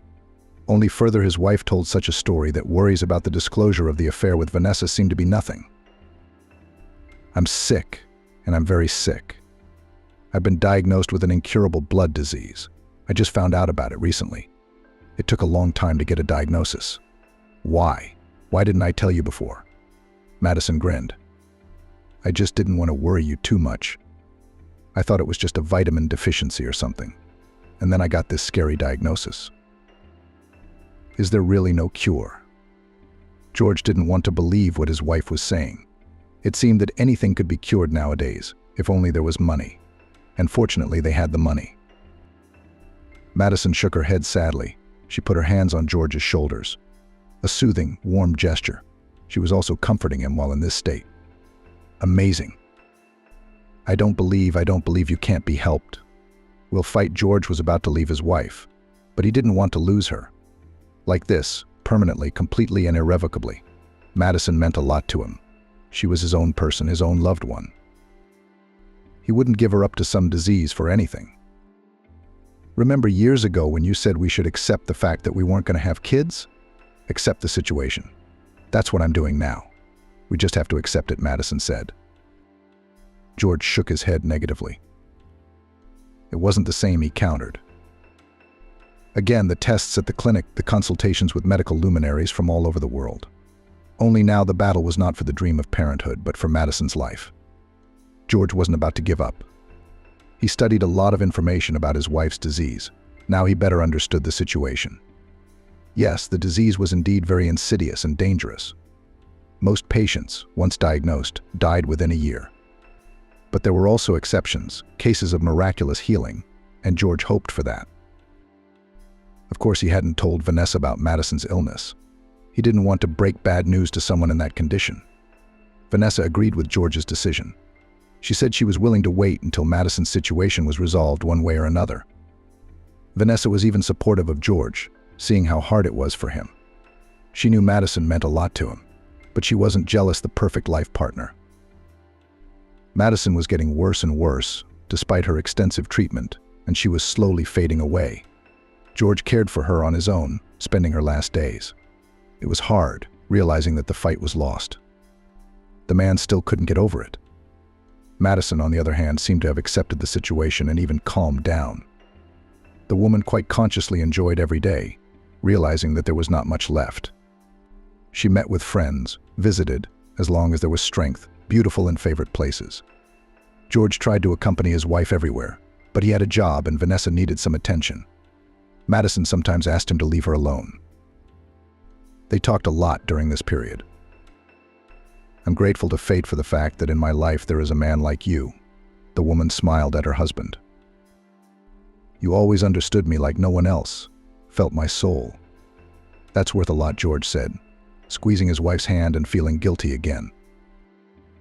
It was a good thing Madison didn't know about Vanessa after all. What luck that he didn't have time to reveal his cards in front of his wife. All he needed was a negative experience at such a difficult time. "I think about that sometimes, too." "It's lucky we met," Madison replied sincerely. "You're a unique person, the closest to me," she said paradoxically. These words were also true. George understood perfectly well that he was losing a dear person, a close friend, and there would never be a warmer and deeper relationship in his life. Madison left at dawn in her sleep. Quiet and peaceful, an easy end. As many people said later, a nurse slept in the room with her. Her frightened scream woke George, and he knew immediately. The ambulance, the police, filling out paperwork, preparing to say goodbye. It was all a blur. George still couldn't accept the fact that Madison was gone. She was gone. Not anywhere. Where could it all suddenly disappear to? Her sharp mind, her love of children, her determination, her courage. How is that possible? Peter was supported at this difficult moment by Vanessa.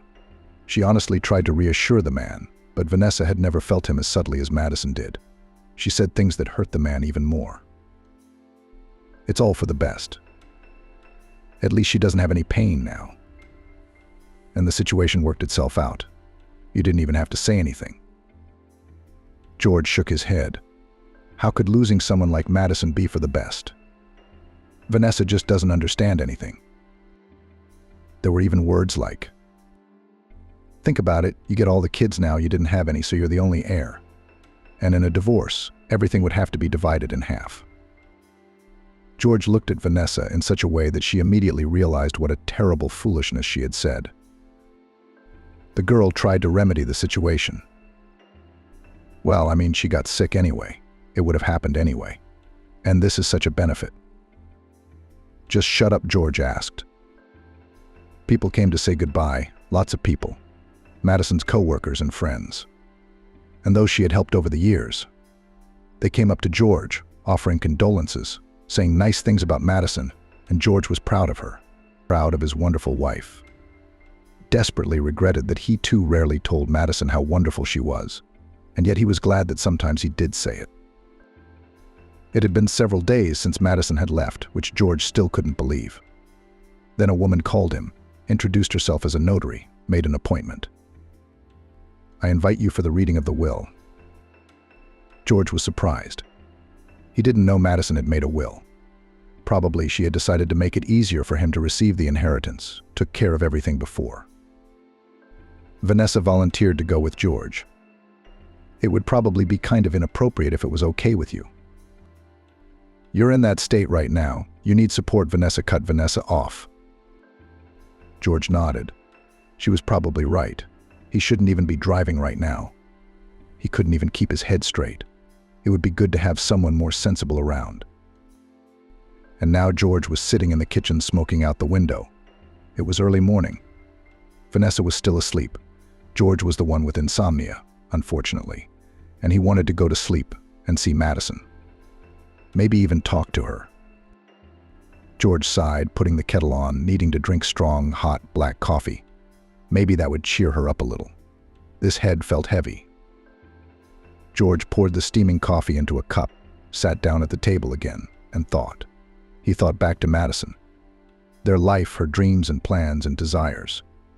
Yeah, the world had lost a lot of things. Madison had done so much good for people, for underprivileged children.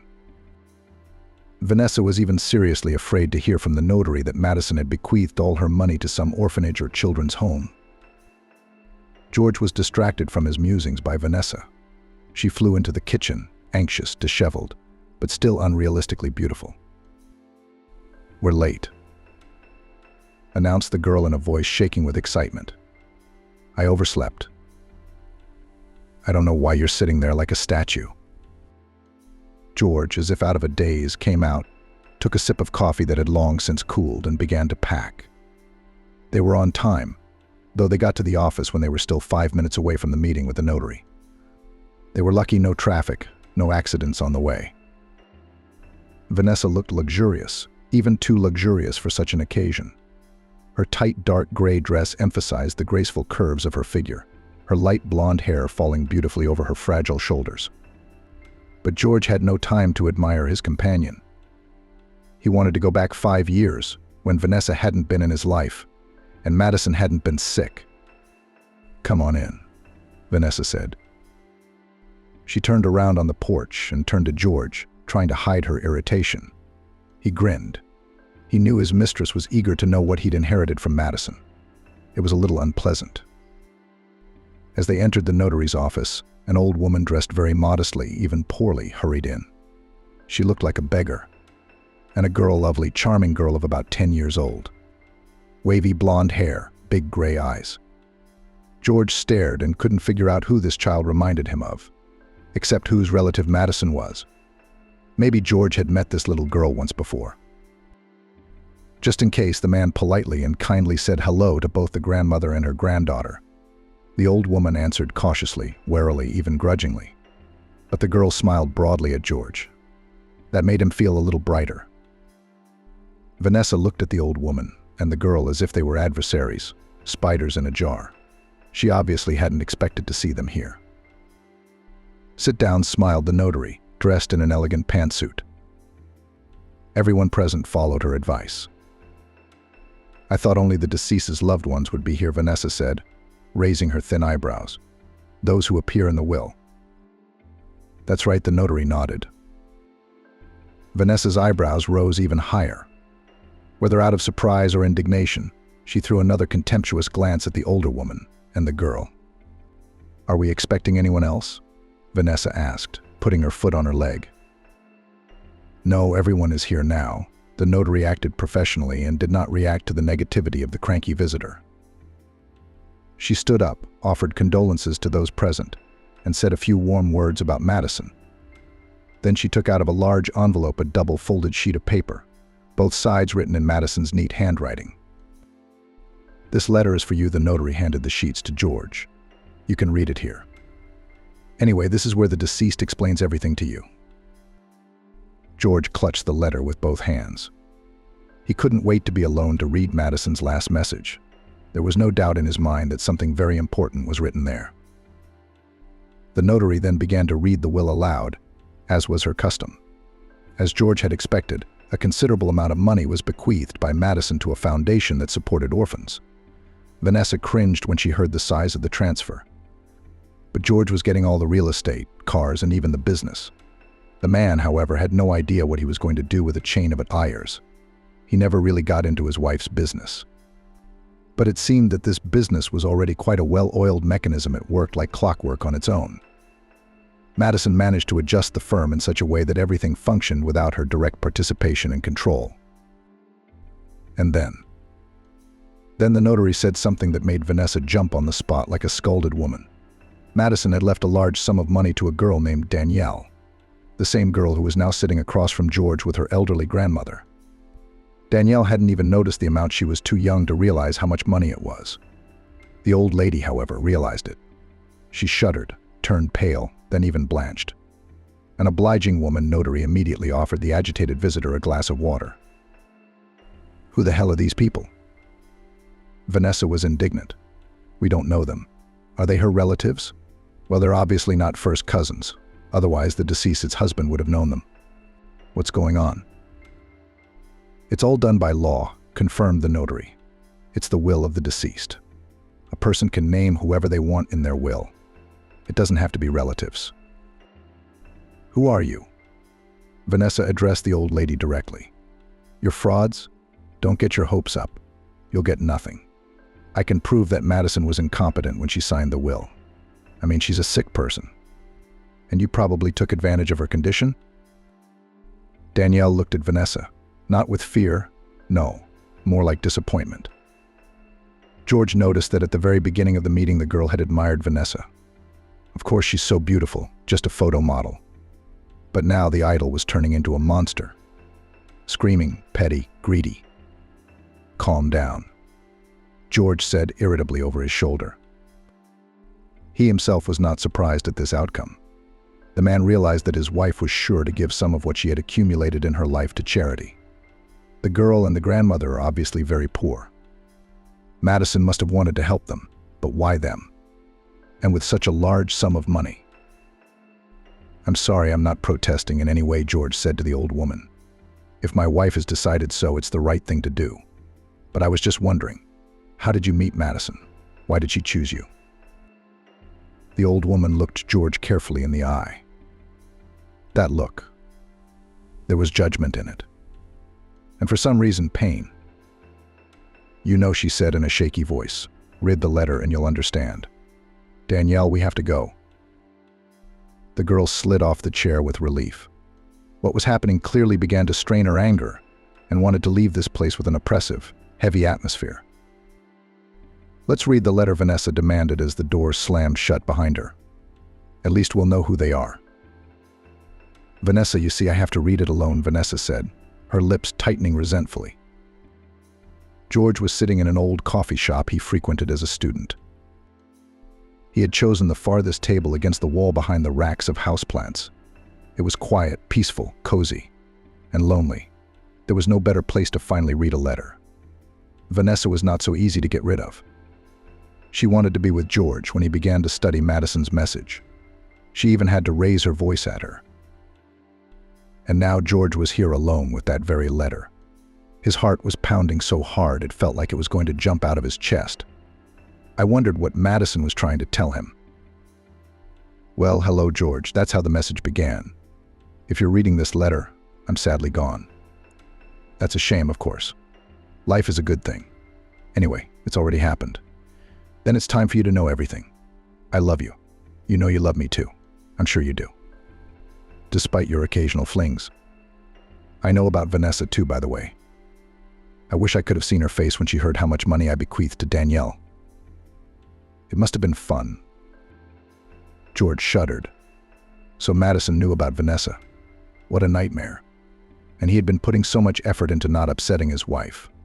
All the energy that should have been going into fighting the disease. "Don't think I'm upset about Vanessa. No, I'm not. I get it. You're the kind of man who can't live his whole life with one woman. A creative person who needs inspiration, a muse." George thought about it. Wow. Madison understood him better than he did. Vanessa is just such a muse. "But I never, ever doubted that you loved me, didn't I? You were there for me during a difficult time in my life. Supportive, caring, that's priceless. I wasn't so scared with you. You fought so fiercely for me when I knew I was done, when I had resigned myself to it. But you didn't give up until the end. You have no idea what it all meant to me. Thank you for that.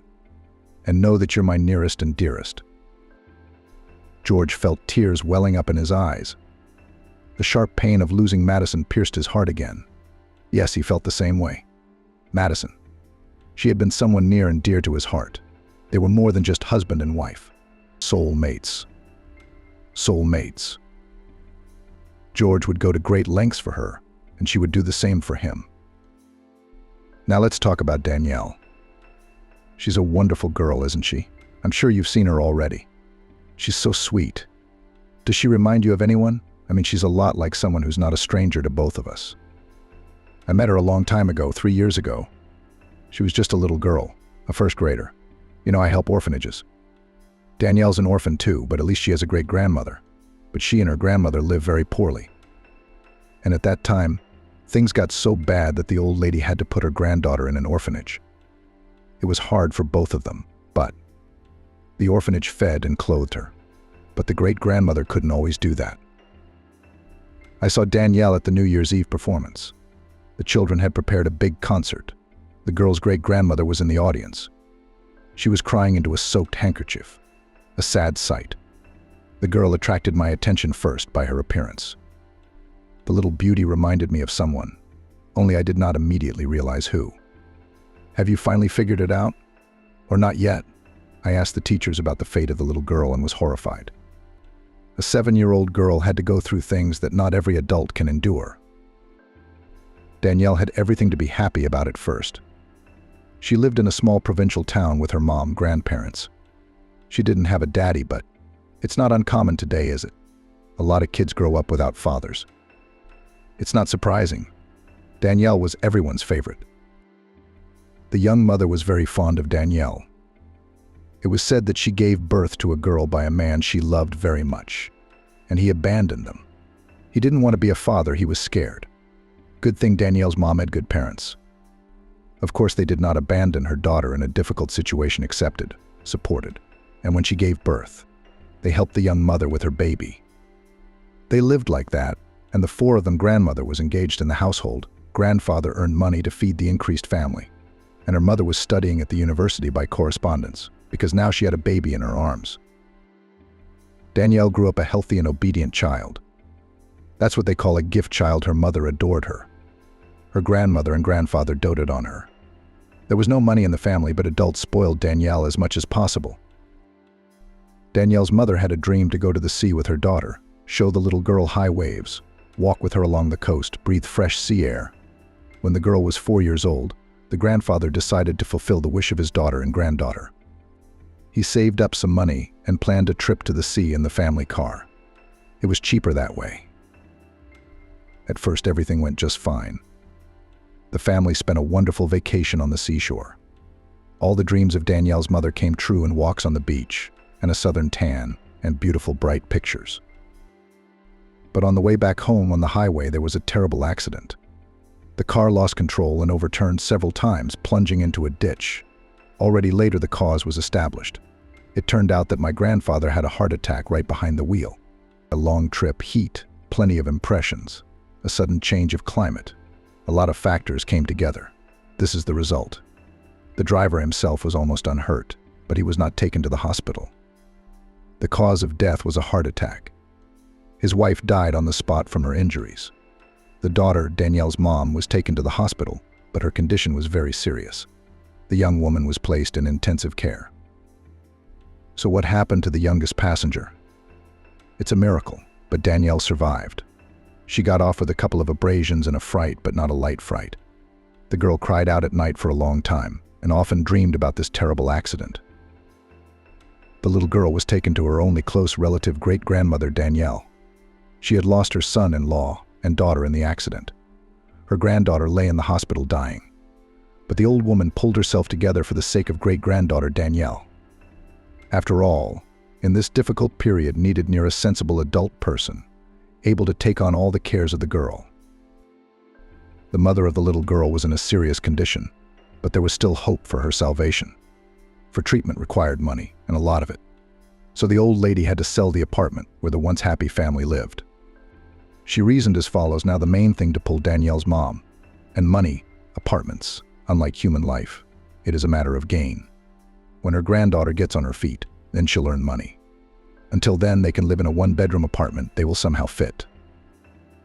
This old lady was wrong about the three of them. The treatment didn't work.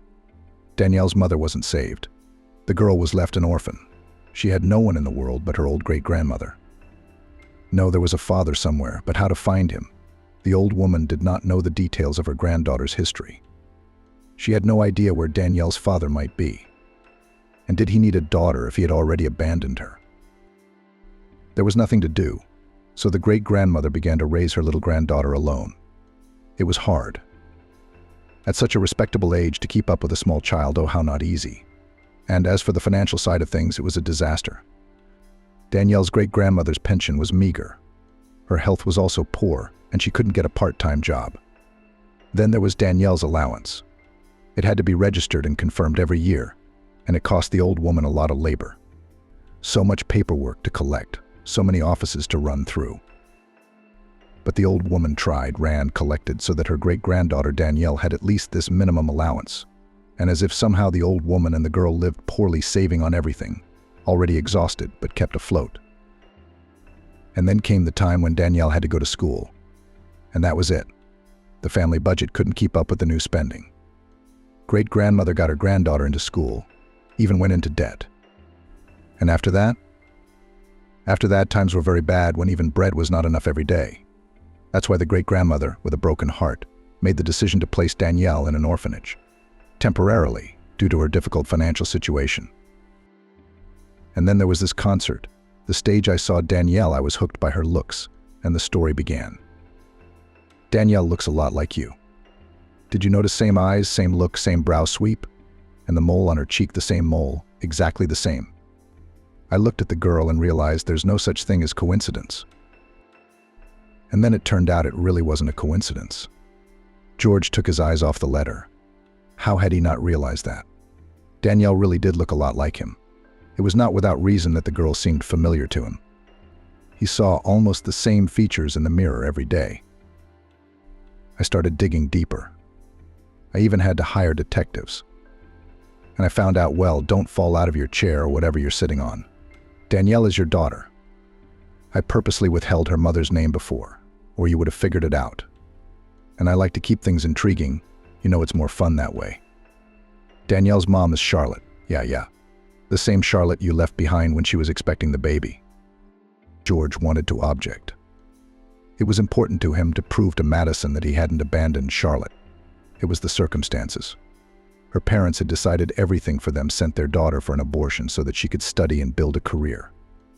And he himself, George, was ready to get married. They even had time to apply to the registry office. Did Madison left thinking that her spouse was such a mean man? That's what great-grandmother Danielle told me, that you left a pregnant Charlotte.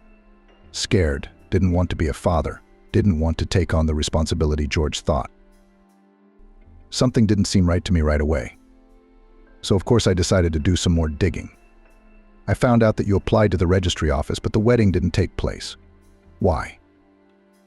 I tracked down Charlotte's best friend. She told me. The girl's father was against the wedding.